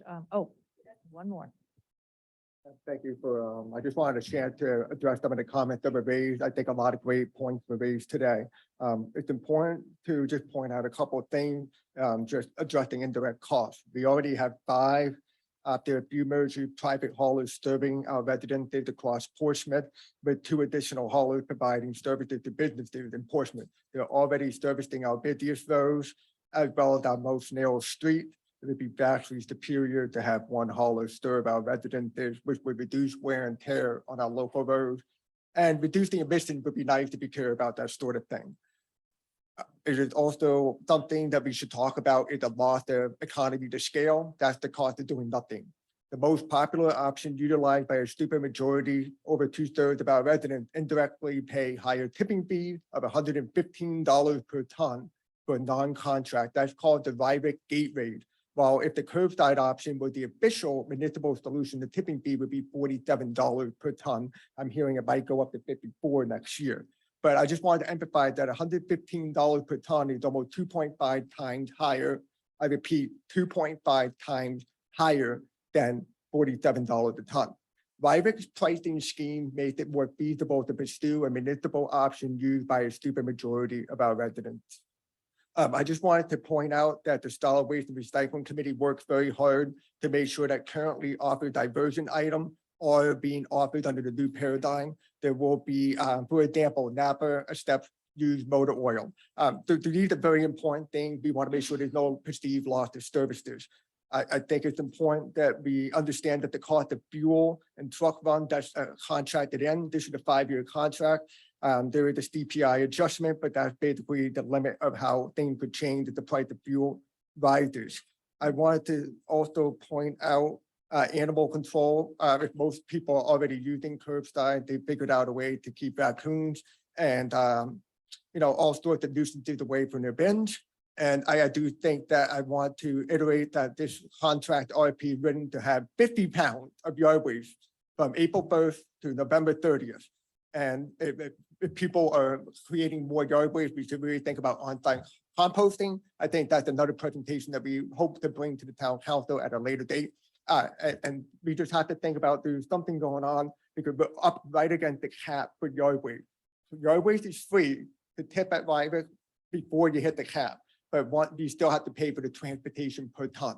So for right now, this model, we are having a very high rate of yard waste, but I understand that people are very proud of their properties here in Portsmouth. Those are the points I wanted to raise because I thought it deserved a response. Thank you for your time. Thank you. Thank you. Is there anyone else? Not online? All right. Well, I think I'd like to hear, or I'd like to allow now the town council members to ask their questions or make their comments. And maybe we'll just go around the horn, or if no one wants to say anything, that's an option You're going around too. the horn looking at me first. Oh, I'm sorry. If anybody wants to go first, or, I'll go No. first, it's fine. okay. As has been mentioned multiple times, this is not a discussion about closing the transfer station, but provide options to see what the cost is. You know, our overall goal of a council and as a town should be to try and get it all back into the tax rate, but you can't do that overnight. If you extrapolate out these numbers and do a curbside for everybody in town, you're looking at roughly $3 million. You can't physically do everybody in town at the transfer station. I too use the transfer station. I kind of like the fact that it's around 2,500 people now because you just drive in and you drive out. Yeah. You're not waiting all the way up Headley Street or into High Point anymore. But as the number of people go down, our costs are naturally going to go up per person. So everybody who wants to keep the transfer station has to realize that we're at $210 this year. It's going to be at least 127 to get us through July 1st. If we go out for an RFP, that number could go up drastically or could stay about the same. We don't know. The cost of taking trash, whatever way we go, to Johnston is going to be more and more expensive every year because we're just running out of space up there. And no, as it's been suggested in a couple of emails, we're not going to build a waste treatment burning plant here in Portsmouth. Not going to happen. But the costs are going to get significantly more expensive. I would like to see us, because of the way the budget is working and the ability to raise money and get it into the tax rolls, it would take anywhere from about 6 to 10 years to be able to get curbside pickup for the entire town or some sort of a hybrid into the budget. And through that process, it would still be some sort of a quote sticker fee or a cost to the homeowners to have that until it's fully built into the process. Think of the evil excise tax that finally got disappeared this year, where it just steps down year after year. We put $300,000 in the budget for 10 years. That gets you to $3 million. That delta has to be made up by the people utilizing the service. But we can't get there tonight or tomorrow. It would be a long-term process. So I would like to see the council at this point Brian, to have an RFP done to see what the cost is going to be for running the transfer station from July 1st, 2023 through June 30, 2026. 3 years. Because that will give us the ability to look at ways that we can build up revenues inside of the budget that we can use to see if we can't switch to a hybrid or a all pickup system. Because at some point, and that also keeps the enterprise fund as a transfer station for those last 2 years of the 2 items that have to be finished, be paid off. The skin for a year and the last compactor that's another 2 years out. So a 3 year, 3 year. 3 year yeah. So right, July 1 through June 30th, 2026. Is that 2026 or 2025? 6. We're getting on a fiscal year. 6. 2026. Yeah. Okay, good. It needs to be on. It- fiscal It, year. it had, so instead of folks paying by February 1st, going forward after this 6 months, you'll be paying at a fiscal year. That marries up the budgets and makes the things a lot easier for the town staff as well. I just recommend one, if you, Sure. the council does go that direction, can we ask for a renewal of the contracts at the town's discretion, just in case it takes longer than 3 years, if it takes 4 years or 5 years? Just so I can add that into the RFP. on In that. terms of if. Extending the, extending the, Yeah, we- extending the A one-year contract option for- or two-year option. Typically yeah. do these Sure. one-year options to be exercised in the agreement of both parties. with the sole discretion of Yeah, the yeah. town. Yep, and then sole discretion of the town to proceed forward. So that would be my motion. I don't know if you got it all, Jennifer. Thank you. I don't, Well, I made a motion in order Yeah. to direct Mr. Woodhead, and Mr. Rayner to go out to an RFP for running the transfer station from July 1 of 2023 through June 30, 2026, which would be a 3-year term. That gives, in addition next to the 6 councils- months that we're, yes, but 6 months we already have. So that, and so for. so I 3 guess that I'll make that as a separate motion, but I would like them to go out to RFP and bring that back to us to see what that cost is gonna be, because then we're gonna have to figure out what that sticker fee is gonna be, if the bag prices are gonna go up, all that other fun stuff that gets built in there. So your motion is to have staff do additional research, No, basically. do an RFP for the cost of running the transfer station from July 1, 2023 through June 30, 2026. That gives the next council or next councils and the administration time to figure out if we can get and how we can get the cost of trash removal in this town back in the tax base. And is the RFP going to have the flexibility to consider a 1-year extension, a Yes. 2-year or a 3-year? It's not locking us into only seeking an RFP for a 3-year. It's a 3-year extension. with additional extensions at the end. So it's a Yeah, the 3-year, mutual- the Brian, you mutual were agreement with the suggesting town. 1-year renewal with an option. 2-year, 1-year renewal. right? So that Right. could, Two. the length of the total contract could possibly be 5 years. If the town is happy with the service and the cost don't go too crazy. That's what we normally do in the RFP contracts for the transfer station. Just- Well, I didn't expect that, but I think that before we go ahead and second that, I just want to let other people. Well, you can second it. do and that. have a discussion. Seconded for Yeah. discussion. Thank you. Yeah, there we go. Okay, so motion, second for discussion. Is there someone who wishes to chime in? Yeah. Okay, oh, go ahead. Wait, well. I think we were going around the horn, baby. No. Okay, wow. so, Okay. I just have one question before I actually get to my comments. We went out for an RFP for curbside, not an RFI. So it's an actual firm fixed price proposal from these people? Yeah, these are firm proposals. We have 90 days to act from the date of the That was my Okay. next question. So 90 days we have correct. since when did they submit these? When did we open these, Brian? Do you remember? It was, Maybe it was a late few on- weeks ago. Yeah, late September. Yeah. Yeah, that sounds right. So this So would we have have- to be awarded before the end of the year. Correct. Now, the reason why we did that, again, the long pole in the tent, if this is the direction that you want to go, the long pole in the tent is the logistics to do this. We would have to figure out how many people are going to actually sign up, order the carts, have them manufactured, have them barcoded, delivered, and then Yeah. distributed. So Understood. there's just no time to do this if we go beyond that. Which is exactly the point that I'm getting at. Like, I don't disagree with your recommendation, Keith, except that RFPs take time and effort on a lot of people, town and the bidders. And I don't see that we have time to go through that process before these bids expire, really. So I do have a few concerns though, because I think based on all the comments from the audience, all the comments from users of curbside pickup that are not here today, and all the information that I have done my homework on, I think a hybrid solution is probably going to be the best fit for us.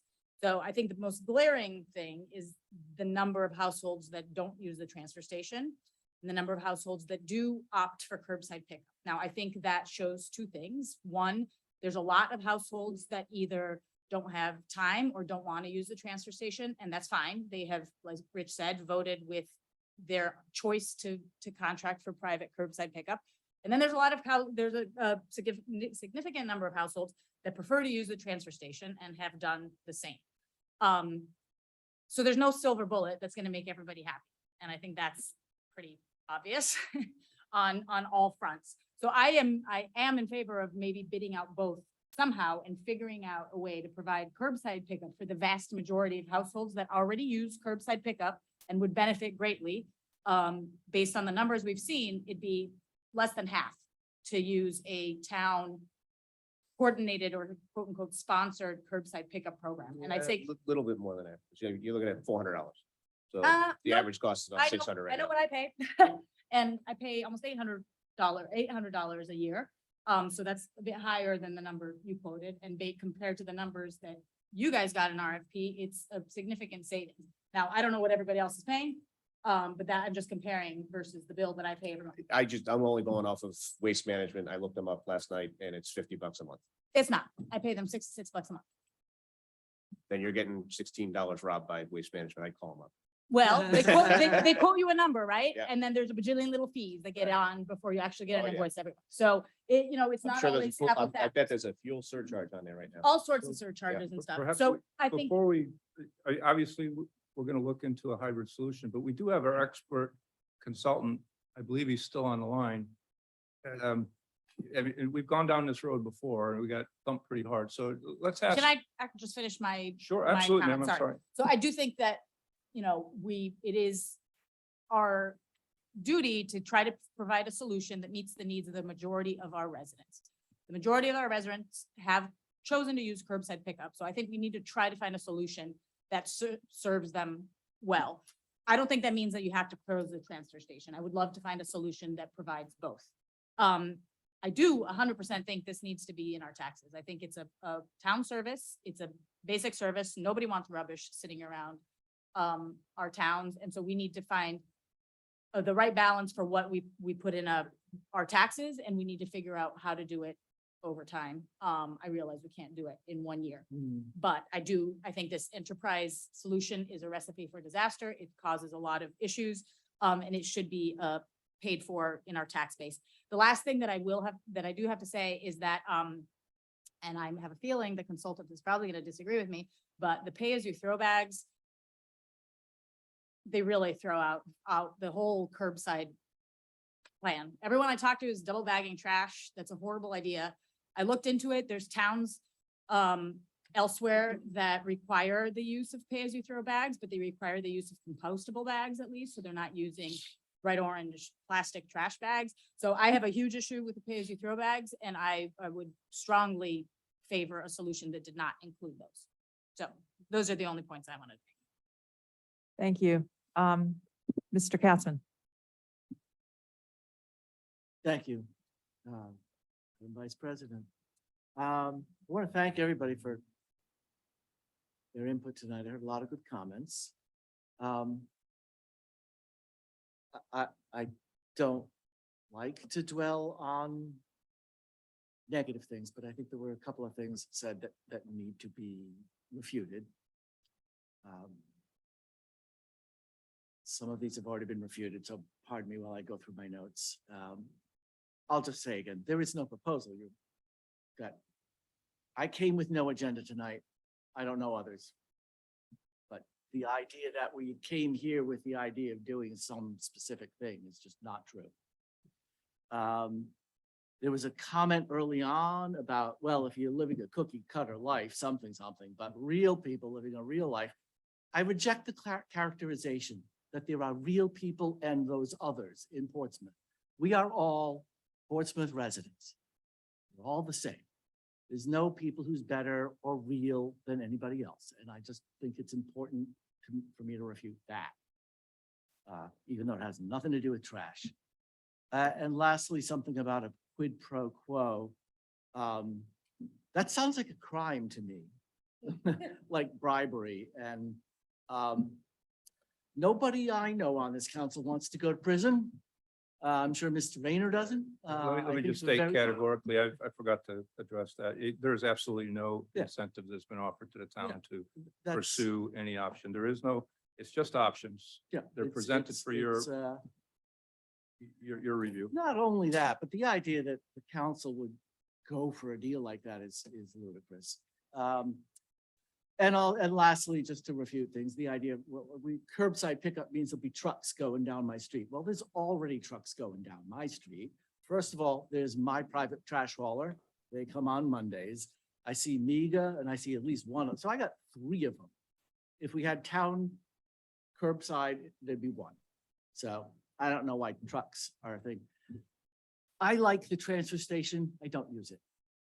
I used it starting in 1994 when I bought my own house. I was born and raised here. That was my parents. I actually don't know what they did for trash hauling. But I've used it for 20-something years. And then in 2018, a local resident who's now seated House of Representative member Michelle McGaw organized a trash collective, I think she called it, to see what the cost might be if enough people got together and say they would sign up for a service, could they get a discounted price? Something like a town might try to do. And I looked at the cost and it was considering that I don't have to pay as you throw. And considering the ever increasing costs of the transfer station sticker.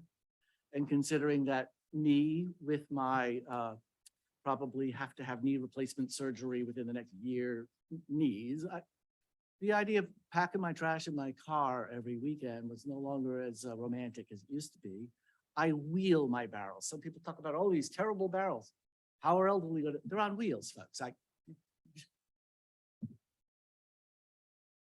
I will never go back to taking my trash to the transfer station. One thing I will say though is my costs for throwing away bulk items, like if I have to call the company and say, I have a big thing, and I've never done a mattress, but occasionally we have furniture.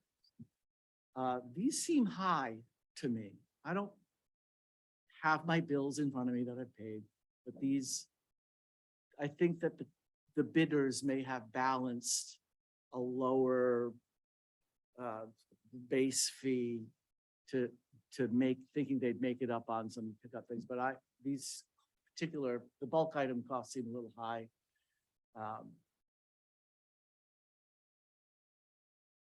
And at the risk of not wanting to ramble on too much about that, I do like the idea of, I recognize that one bidder, one company may not want to bid on both a transfer station and curbside pickup for whatever reasons. I don't run a trash hauling company, I don't know. Maybe however, if bid separately, I don't know if we have an operational transfer station going on, if given that 20-something hundred households are using it, the remainder of town may want curbside, what would that get bid on? I don't know if we get any bids. Maybe we still wouldn't. We'll find out. I'd like to find out. And I think Keith's motion might lead towards finding out. With regard to putting it on the tax rolls, it used to be, maybe if it never had to be removed from the tax rolls, we wouldn't be in this situation today. There's a fairness issue. If you put the transfer station on the tax rolls, everybody who isn't using it has to pay those taxes and also pay for their It would have private to be trash all or hauler. nothing. It would be, everybody in town gets the same service or we do what we're doing now. You can't, I mean, although. That's fair. That's fair. It's gross. So if we're You- putting all of trash hauling on tax roll, it would be via curbside, which everybody has access to.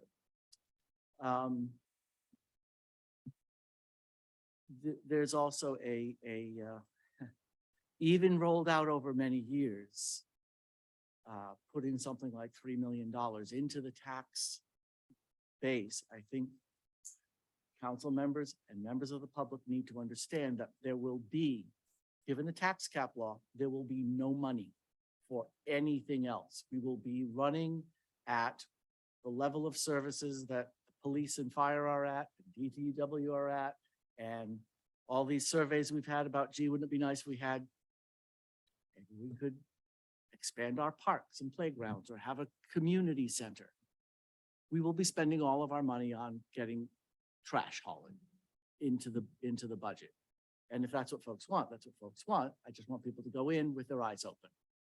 That's, given the tax cap laws, that's a lot of money to add on to what's not in our tax base right now. With that, I am interested in other council members' thoughts, and Mr. Rayner, Ms. Woodward. All right, take it away, Mark. And then unless, Yeah, I've got a few points, a couple of questions. I guess one point is, as has been pointed out by that one of the people who spoke tonight with that lovely British accent, it is the duty of a town to attempt to provide necessary services to the residents of the town. If we had a school system that accommodated a third of the families and 2/3 were forced to send their children to private school, we wouldn't stand for that. We have a publicly subsidized, to some degree, transfer station that currently serves less than a third of the town.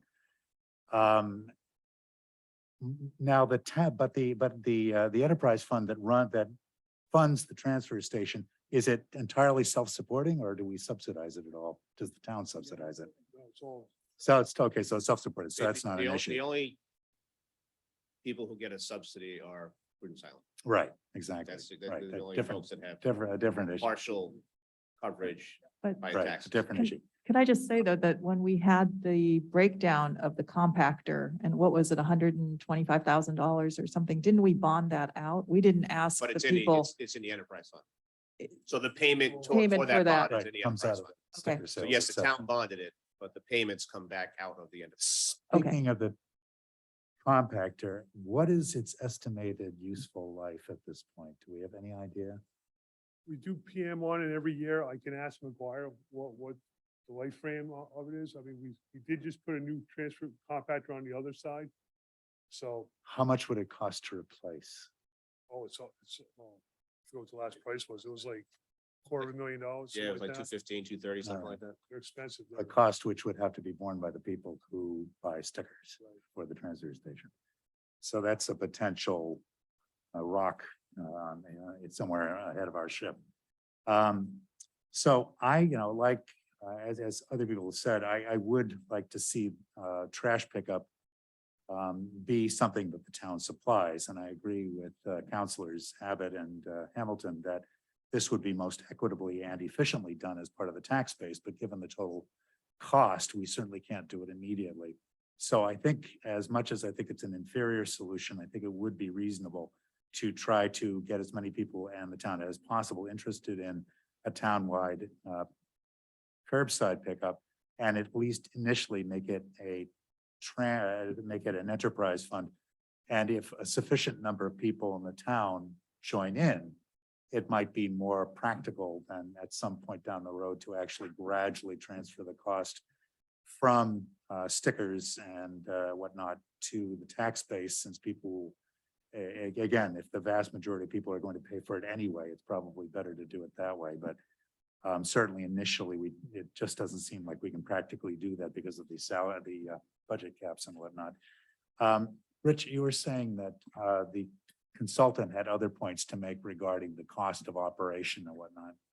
No, I would just like to hear his view, if possible, if he's still on, what he thinks about running a hybrid operation, i.e. keeping the transfer station open for those that desire the transfer station and running a curbside program as well.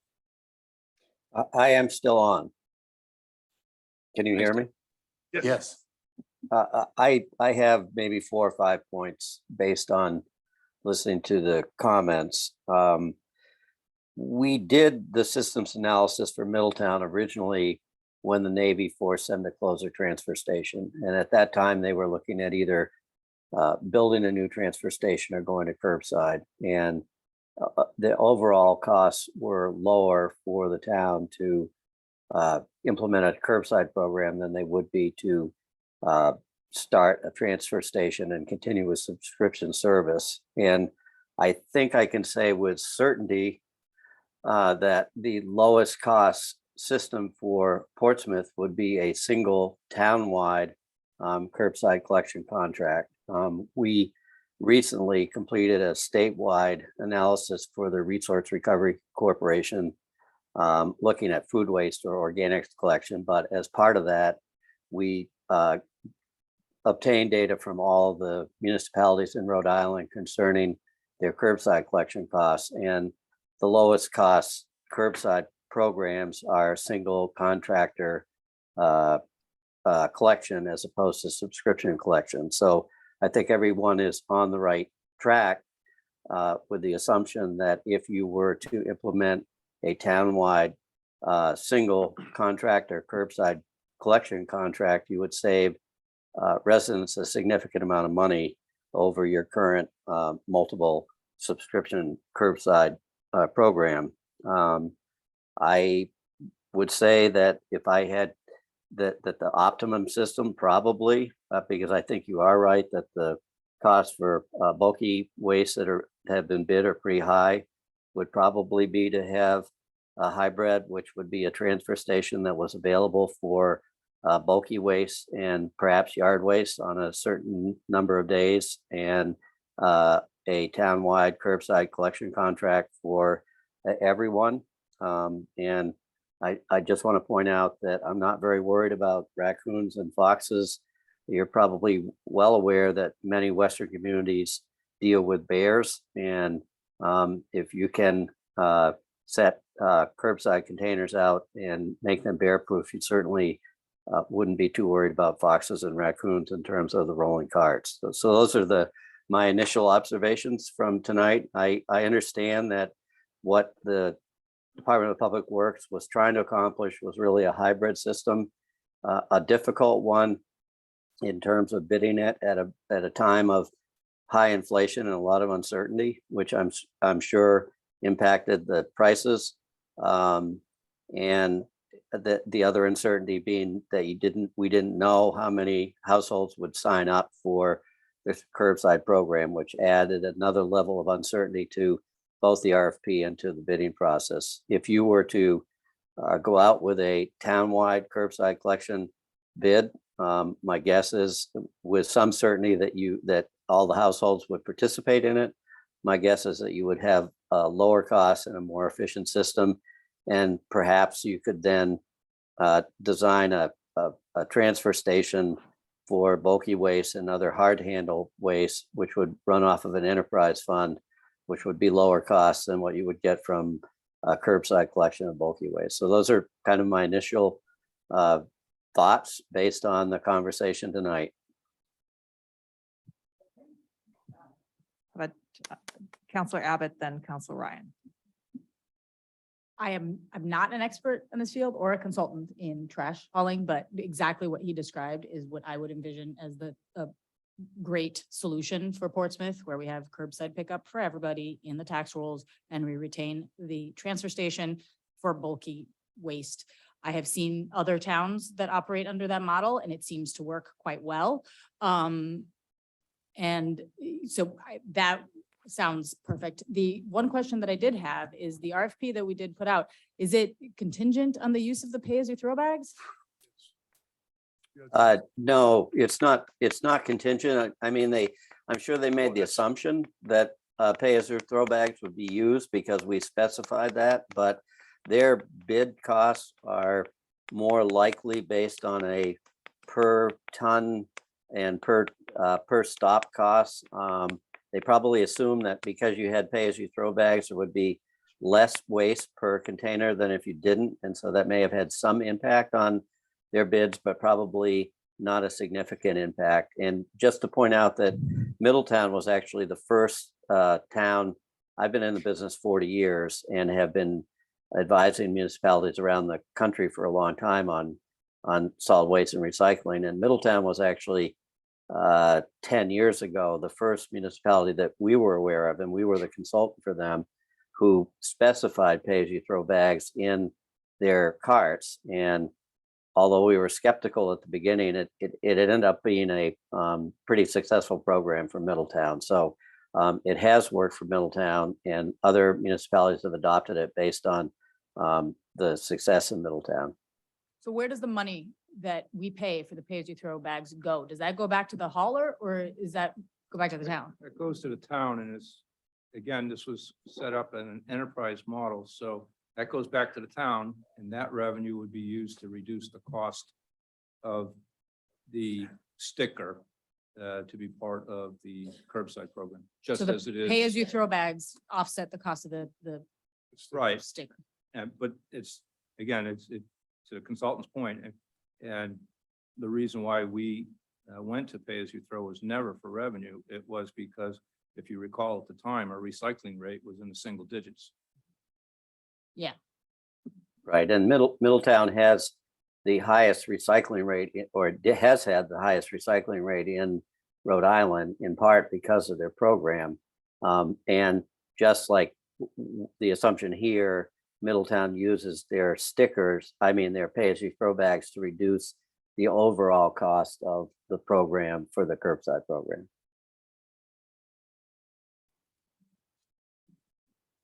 Yeah. Okay, thank you. Counselor Ryan. So going further with this idea, Brian, if the transfer station accommodated only, like construction waste, bulky items, et cetera, could it have the capacity to accept all of that from the entire town? Well, we would have to research that. You're assuming that everybody is using curbside pickup at that point and only bringing bulky Precisely. oil. Exactly. I mean, metal's another story. You leave it at the end of your driveway, it's gone in 15 minutes. I'm really not worried about metal. Well, I recently dismantled a elliptical trainer that I, for some reason, broke while using it. And I had to haul that along with a lot of very annoying pieces of wire that had been accumulating in our garage because they were breaking off from signs of some kind. But I took it all over to Mid-City Scrap, and I was able to dispose of it for free. So, but if we could bring it to the transfer station is a lot closer than Westport. So. There's an excellent point here, but it's closely related to the point I made before. Our bulky waste and our yard waste numbers are through the roof. Okay. It's coming from somewhere, and we had a resident tonight who pretty much told you what's happening. I'm not gonna go that far because I haven't seen it, Right. but it's coming from somewhere. And we had a truck not long ago come in with 10 toilets. It just, so we just need to be careful. It can be managed. I don't know how yet, and we're not gonna solve it tonight. But if we open up the transfer station for everybody to bring in their bulky waste, we're gonna be bringing in all the Quidnick Island's bulky waste. Because you have to pay for it in Middletown and you have to pay for it in Newport. You would have to establish a sticker system, a resident sticker system, and then an enterprise fund, and charge a fee for the bulky waste. That's pretty standard at transfer station. I live in a municipality that uses a adjoining municipality's transfer station, and I have to purchase a sticker to use it, and then I have to pay for bulky waste. But I think that the cost would probably be lower than what they are for what was proposed under the curbside program.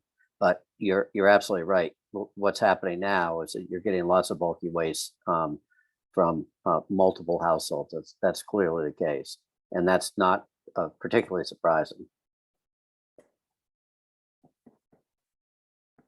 And one good thing about devoting, if it's possible to do, about devoting the transfer station to bulky waste is that we don't have to worry about what happens when the compactor breaks, because it will need to be replaced. So that model kind of gets rid of that problem, if it's workable. The bulky waste would go on the outside dumpsters. Right. You- Right. You wouldn't have to, you don't put. In the past, couches have been thrown down, and which is why the compactor has broken in the past, because I'd say too many big what- things go in what's there, but. Supposed to happen. Well, I would think they would still, I would think they would still use the compactors because, I mean, they're not gonna haul a 30-yard box all the way up to Johnson. They're gonna put it on a tractor Yeah, trailer. the way the operation works is they're still gonna dump it down the chute. Okay. They're not gonna try to crush it and compact it like a salvage yard. But they are going to put it in To the a big bigger truck. And they're gonna push it forward. Yes. So if we were to look into a hybrid situation to help my friend Miss Abbott out of paying $800 a year. If we were to go with, if 4,000 households were to respond to the council and say, hey, I would like to get on that bid, it would be $288 a year plus the cost of tying in the new bins. So another $25 a year for 5 years. Yes, but then there would also, as we were kind of alluding to, there would also be a sticker cost for bulky waste. If we go to a hybrid. No, because the people who have voted with their feet, Ms. Abbott, are paying $600 to $800 a year. Not the Whatever. only one up here. I'm not only one, I know. But you were nice enough to say you're paying way too much. But if 4,000 people said, hey, I like curbside, I want to stick with curbside, but if the town can get it for me for half the cost, I want that. Is there a mechanism for those folks to reach out to the town via our website or somehow and say, hey, I would like to be honest, if we get to 4,000 people, can we Well, save those households the money? It could put a further death spiral into the transfer station because more people might say, Well, hey, that's for true. Yeah, $350, I'm out. I Right, gotta say, part- To that point, to the point of the motion on floor. Does it need to be for so long? Are we locking ourselves into what might end up being a death spiral contract?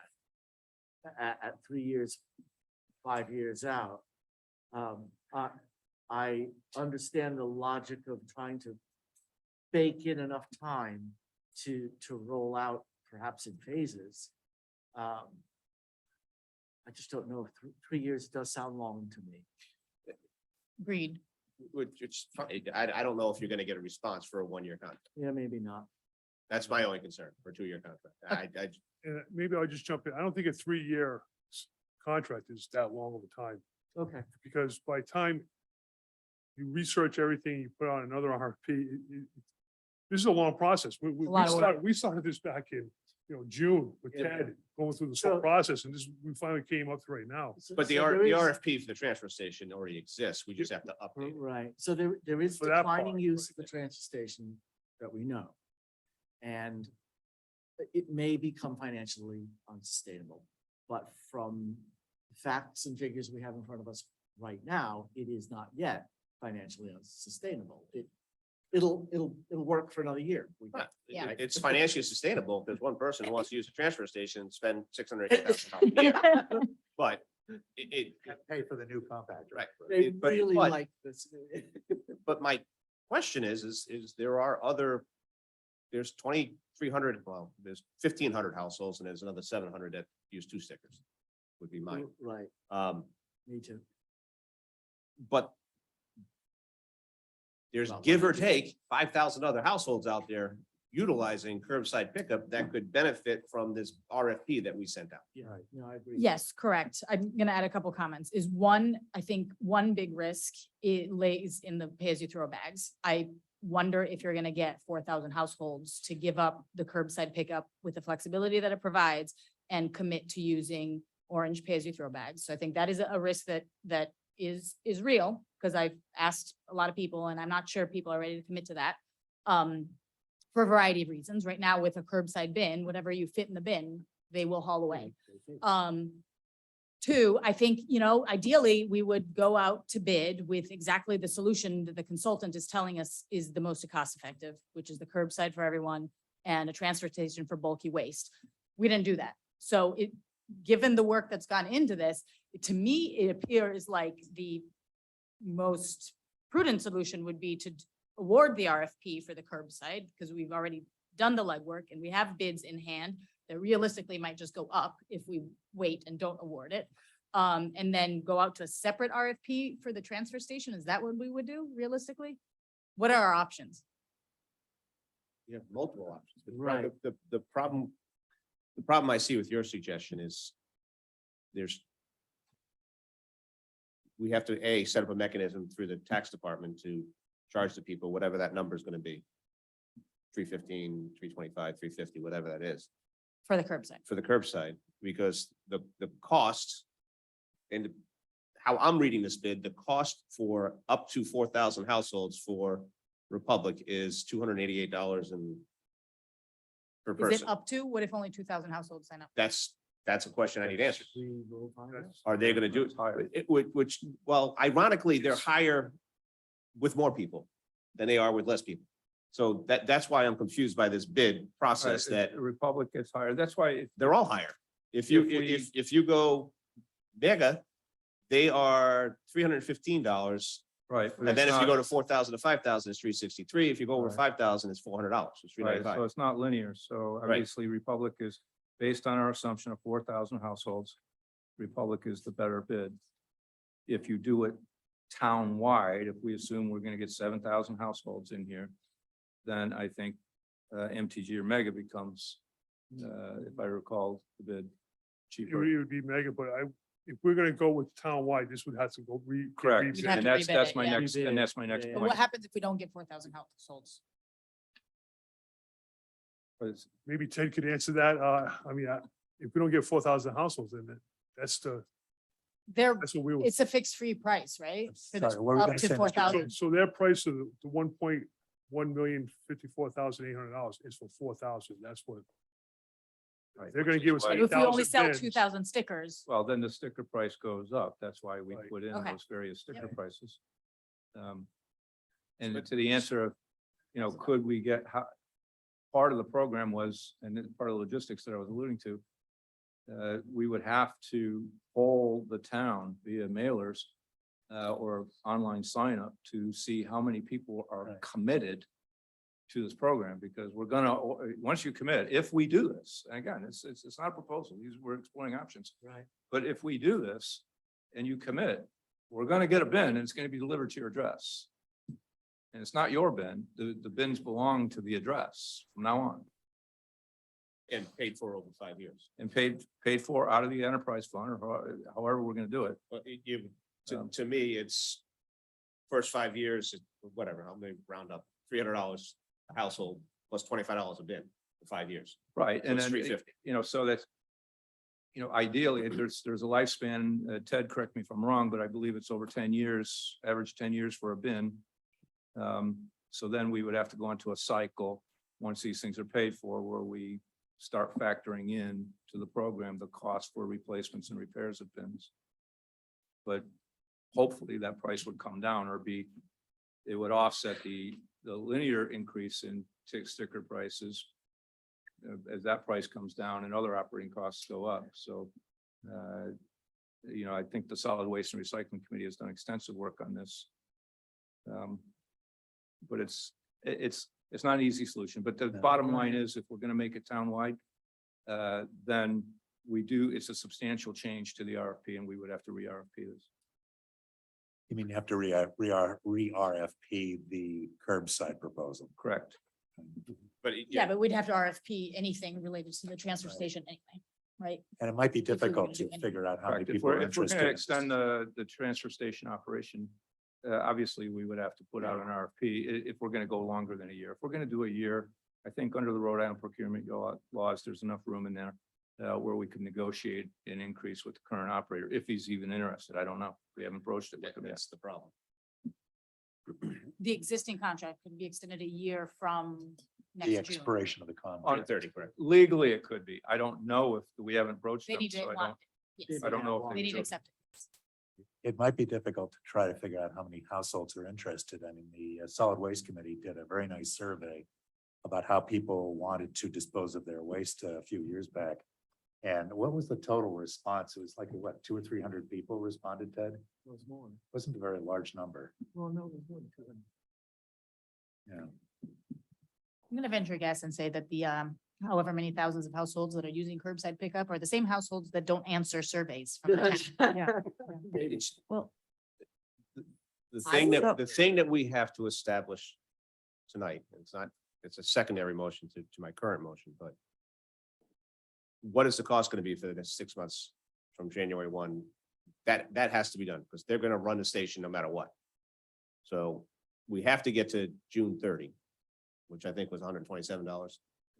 Well, we have We those have the- numbers in front of us. Right. Yeah. So that's a motion we have to do.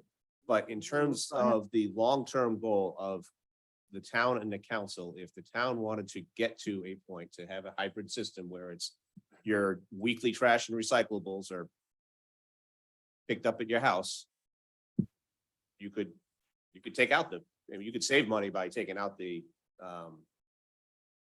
yard waste that people have picked up at their house and do that at the transfer station as well. okay. And I don't know if you charge it by a bag or what, Something. but there's a multitude of issues, but if we have to re-RFP, I think we need to work on a holistic approach to this whole situation. And We need time. potentially, as we're looking at next year's budget, solid waste survey is in there rather than other surveys that we've done to try and figure out exactly how we can get to either a hybrid program, all curbside, or just stay the way we are until the final death nail is in the transfer station. Until the transfer station collapses in on itself. Right.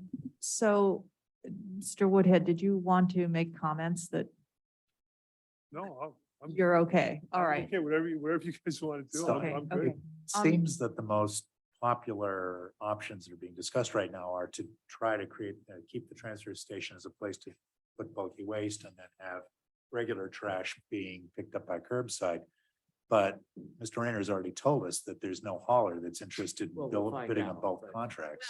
Well, it's, but now we've changed it, a hybrid model. There was no contractor that wanted to, there was no interest in the bidders at writ large. I mean, the room was filled in discussing both operations, but now we've changed it. One We have bidder- not discussed with any Okay, hauler so the this hybrid might- option as you right. discussed so this tonight. might be possible. So then my I next think question, we heard from our consultant. I mean, we never discussed it, but he says it's commonly done. So I think it's interesting and we ought to look into it.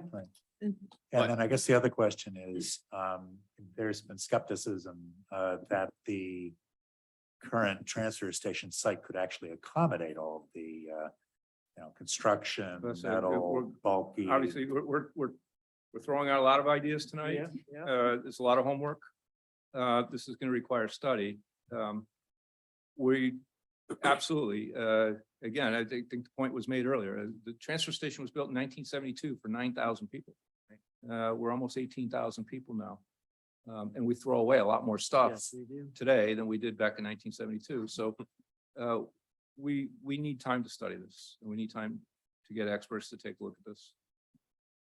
So the thing that drove it to being tonight was that you felt that the expiration of the current transfer station contract on June 30th required some direction. And if the direction is to extend the transfer station contract past June 30th, you don't know tonight whether that's A, possible, or B, even if it is possible, how long they would be willing to do it, because that conversation hasn't happened yet. Yes? Not quite, no. Partially. Okay. What's driving tonight was the fact that when we discussed this back in 2016, I believe, the direction was that at the expiration of the contract for the transfer station, you wanted, some of you weren't on the council, you wanted to take a look at what the options were then. Curbside versus transfer station again. So that's what we've done. We've compared the costs, keeping it both with the assumptions that we've laid out, enterprise fund, pay as you throw. We kept it as equal as possible. To extend the transfer station, obviously, we could pull that trigger tomorrow in a sense, we can get the ball rolling. There will be many, I can't say many, but there will be vendors interested in running the transfer station if we RFP it for 3 years, where that's not going to be an issue. If we want to extend it for a year, then the proposal would be, we can't RFP it for a year. We're not going to get anybody that's going to come in and put in new equipment buy new trucks and everything for 1 year operation. But what we can do is we can go to the current vendor and see if we can negotiate a 1 year extension on the expired contract, which we could legally do. But I think the motion on the table would be for 3 years and we would RFP that. That, as I'm understanding the conversation tonight, that would give us 3 years. We could do another study for the town. We can see exactly what people would like with this proposed, that we can compare the proposed hybrid solution to, I'm assuming, the continued operation of the transfer station beyond the 3 years, because we would do 2 1-year extensions, I think is what was.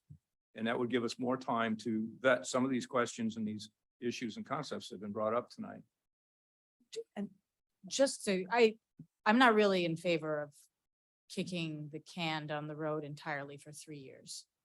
That's not my motion, so I don't. I know, make I know. this. So that's my biggest concern with the 3 years. That's is- fine. We could change it to a 1 year extension if the current vendor will do it. But and then we could start looking to the cost, but we need to figure out how many people are willing to give up their current vendor In favor in of a favor town. of a yeah. town provided vendor where they would have to pay the town as part of their taxes so that we could pay said vendor. So I would modify your motion to be that we I'll look take it into a we 1 year look into a extension. 1 year extension That's of the fine. existing transfer station contract. And at the same time, we prepare an RFP for a hybrid solution that gives us townwide curbside pickup and a transfer station for bulky waste as recommended by the consultant. I would second that amendment. I have a Okay, couple so of we have, questions. wait a minute, before we move off of this. So there was a motion and there was a second. And, Yeah, but that was to And- amend my motion to Yeah, make it to 1 amend his year. motion. okay, But I After more Simplify that by just. I think, yeah, because I think we should break up that motion. I think this should be 2 separate. motions. okay, so you are withdrawing your original motion. Sure. Okay, and now what is the motion? There is that's- no motion. on it. I think we pull both motions and we'll start over again and make the clerk's life easier. Okay, That's Sounds okay with good. you? Yeah, Okay. that's fine. so the motions are, Motion number 1 is to extend the current transfer station contract by a year. okay, Motion number 2 is to prepare an RFP for a hybrid solution as recommended by the consultant. Do I need to reiterate what the hybrid solution is, or can we get details from him? I think. Townwide curbside, I yes. think before we do that solution, though, I think we need to figure out how many people would be interested in moving it. So that's why Because, you talked because about. we, if you go down that route, then we are basically stating that everybody's gonna jump on board and we're gonna have 7,000 households doing. that's curbside. not true Well- because Middletown only has 4,000 right now. And they're approximately the same number of household size. So I don't think we can realistically expect to go to 7,000 because our neighbors only have 4,000. Isn't that right?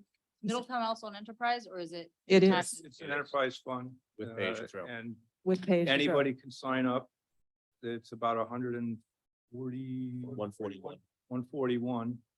And they only get 4,000 people to sign up.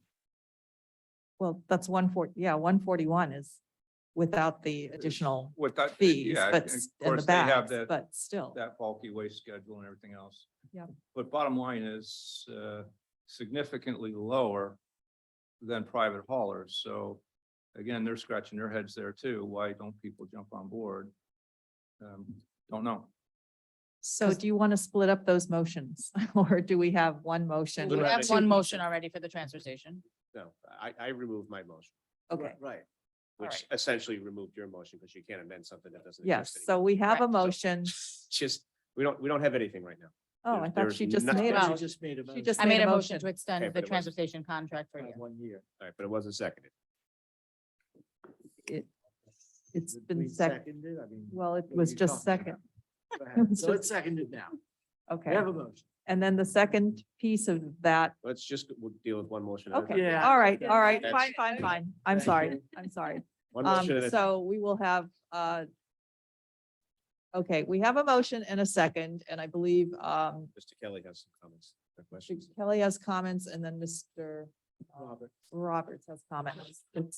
If we're gonna go curbside, my opinion is that we need to get it into the tax base. Because that will essentially guarantee participation. If we do it as an enterprise fund, we're gonna have the same 4 trucks driving down every street, because I can guarantee you, like Daniela said, people are not gonna leave their private hauler where they can use their own bags to go pay as you throw.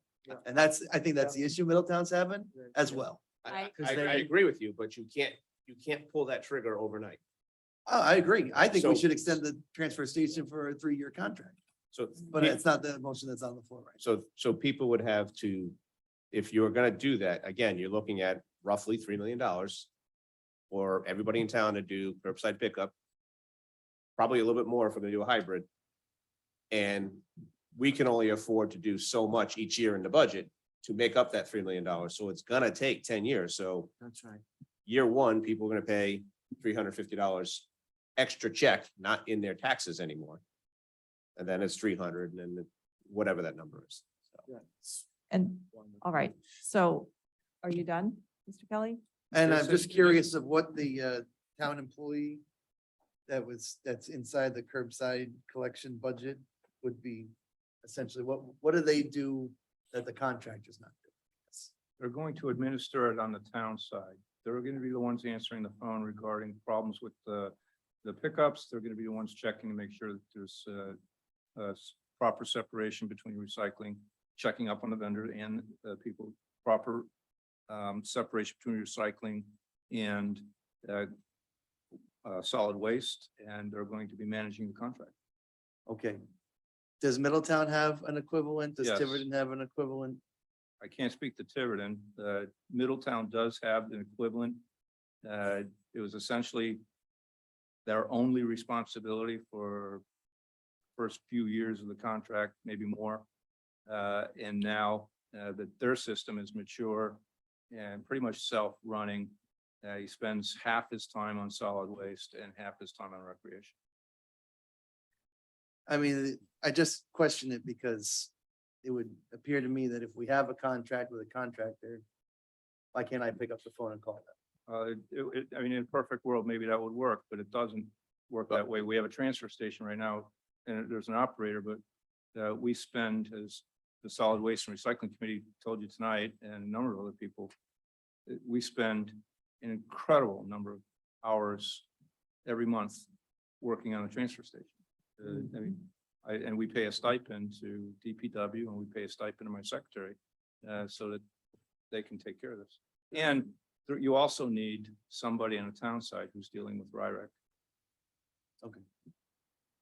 Can I just interject that the Middletown recycling coordinator essentially was the enforcement officer because of the pay-as-you-throw bags in the carts. And so the way the contract worked, and actually still does, is that if Republic goes down the street and they empty a cart into the truck and they see non-pay-as-you-throw bags in it, then they write down that address, and the next week before collection happens, the recycling coordinator goes out and checks the cart and puts a sticker on it if there are non-pay-as-you-throw bags. And so it started out primarily as an enforcement mechanism and kind of blossomed into a number of other tasks, not all of them related to solid waste. I also just want to apologize to Richard and Brian, because I'm basically interjecting my opinions in terms of the transfer station.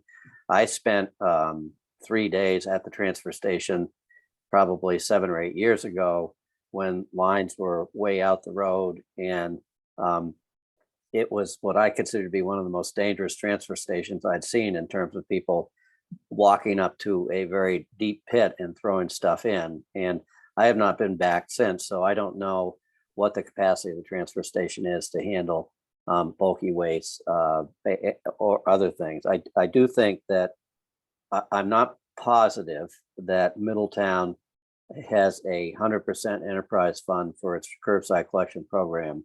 I believe that that the cost is lower in part because they subsidize part of the curbside cost. And certainly by having it so much lower than the subscription haulers makes it pretty easy for them to attract as many households as they do. I'm as surprised as everyone that not everyone in Middletown signs up for it, but it probably has to do with the pay-as-you-throw bags. You're probably right about that. The other possibility, and I haven't talked with Brian or Richard about this, is what if you were given that you have 90 days before you have to sign a contract? What if you were to go out and find out how many households would sign up under your current system? That's what we had planned on doing. But I don't know if that's really a logical way to move forward or not. I haven't really thought it through, and I haven't really talked with Brian about what your options are.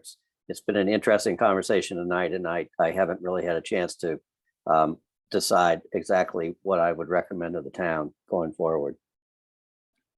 Can Thank I- you. Oh, Sorry, I just want to, a comment that you made reminded me of this, but the enforcement of the pay-as-you-throw bags sounds rather cumbersome. There was a neighboring community here that the way that they enforce recycling townwide is if your recycling bin is not out on your trash pickup day, they don't pick up your trash. So you have to have both bins out for anything to get collected.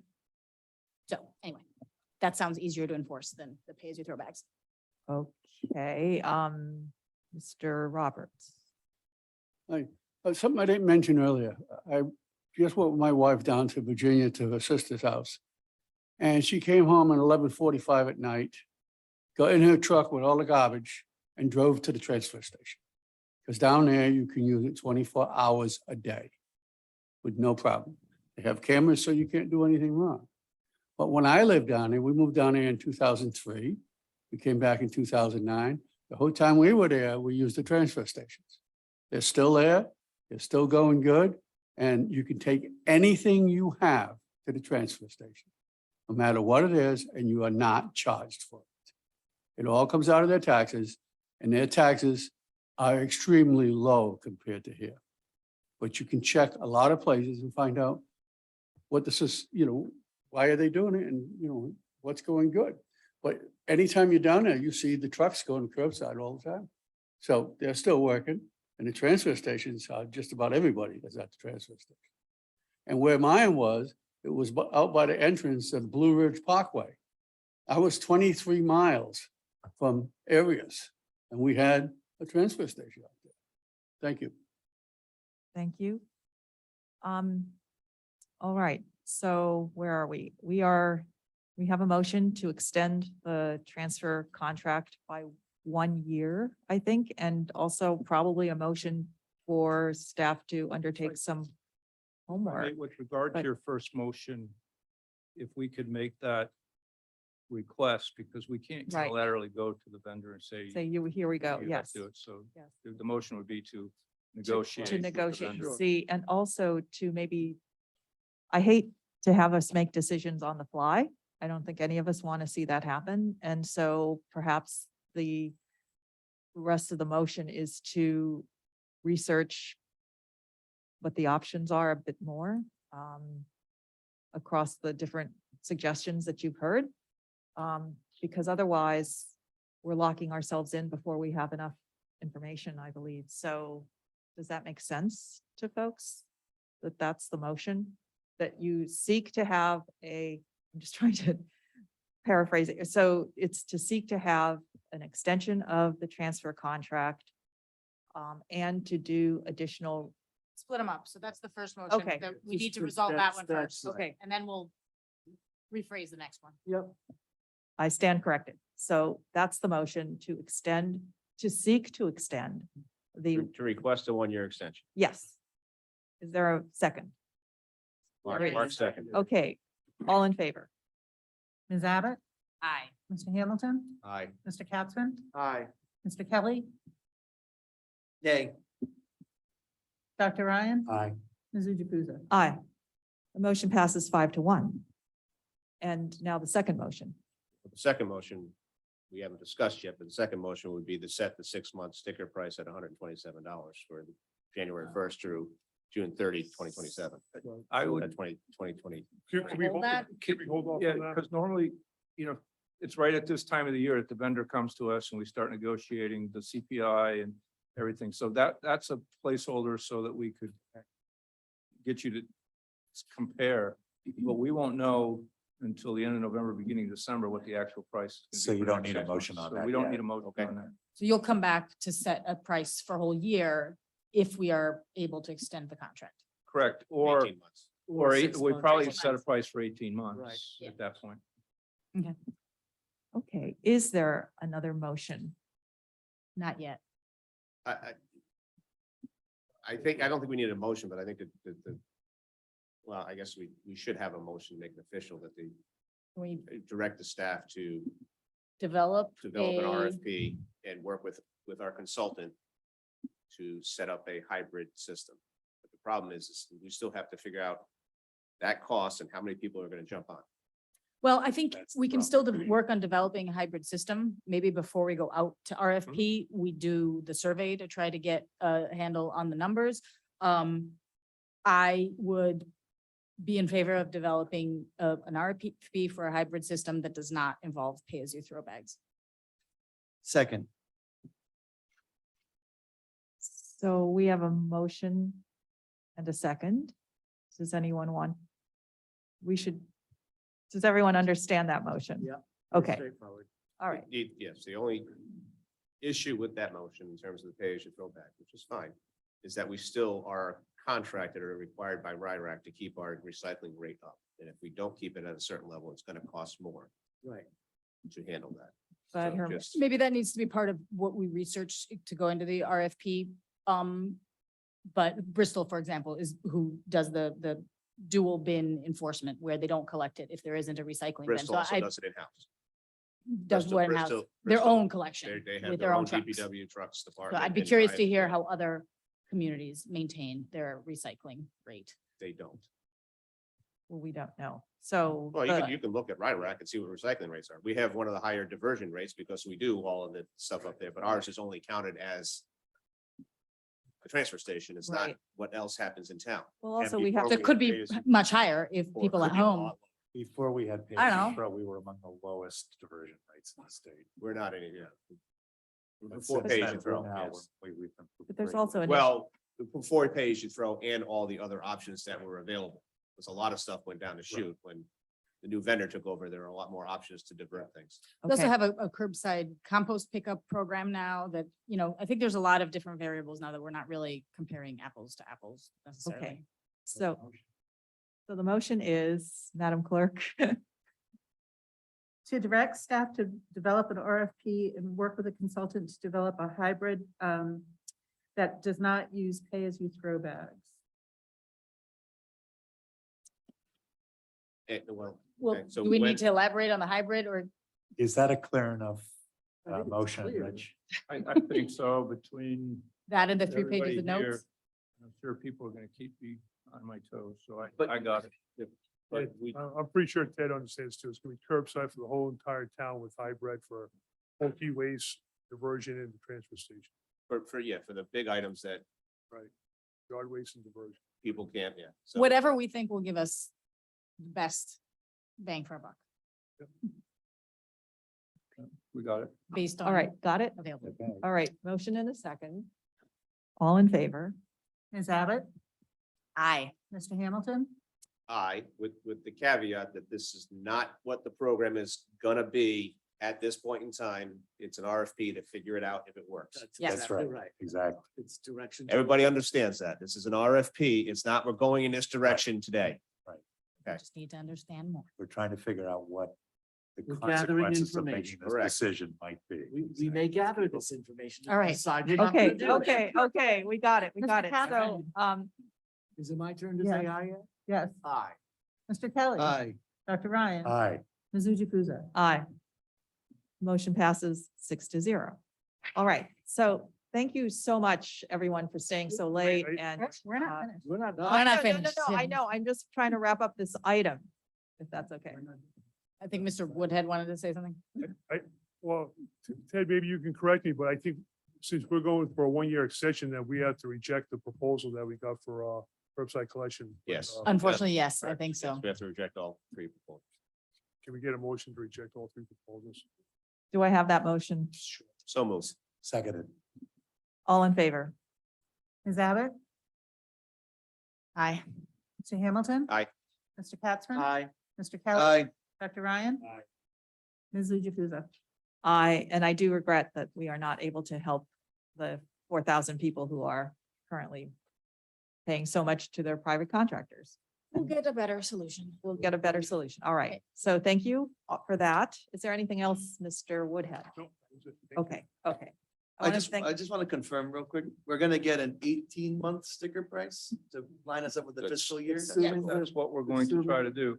Assuming the vendor wants to continue for 1 year. Okay, All right, just wanted to confirm. all right. Mr. Rayner may come back to us and say they don't want a 1-year extension. They want Yeah. and we have to go out to our. Plan B. So there is that possibility too. Okay, thank you, everyone, Any- for your actually, patience. Is there any chance we can do that before we reject those RFPs? We're gonna start talking to him tomorrow. There's no guarantee, but But what if he says no? if he comes right out and says no, then we're gonna RFP. Then we're gonna RFP for the transfer station. Correct. Yeah. Can we, any chance we can wait on that before we reject the curbside RFPs? No. Guys we're are the not gonna go to bosses. that. No. Yeah, No. all right, fine. Wait, okay, we're clear on that then? Yeah. Ms. Abbott? All right. I want to thank everyone for their patience and appreciate everyone's participation. And thank you for your understanding. Okay, so the next item is correspondence. Move to receive and place on file.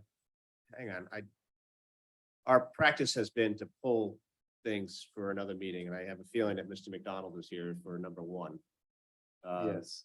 Specifically towards the mobilization of the LNG equipment, a temporary mobilization, Likely, yes. Oh, okay. just this month that. Mr. McDonald, you come on up to the podium if you don't mind, please, sir.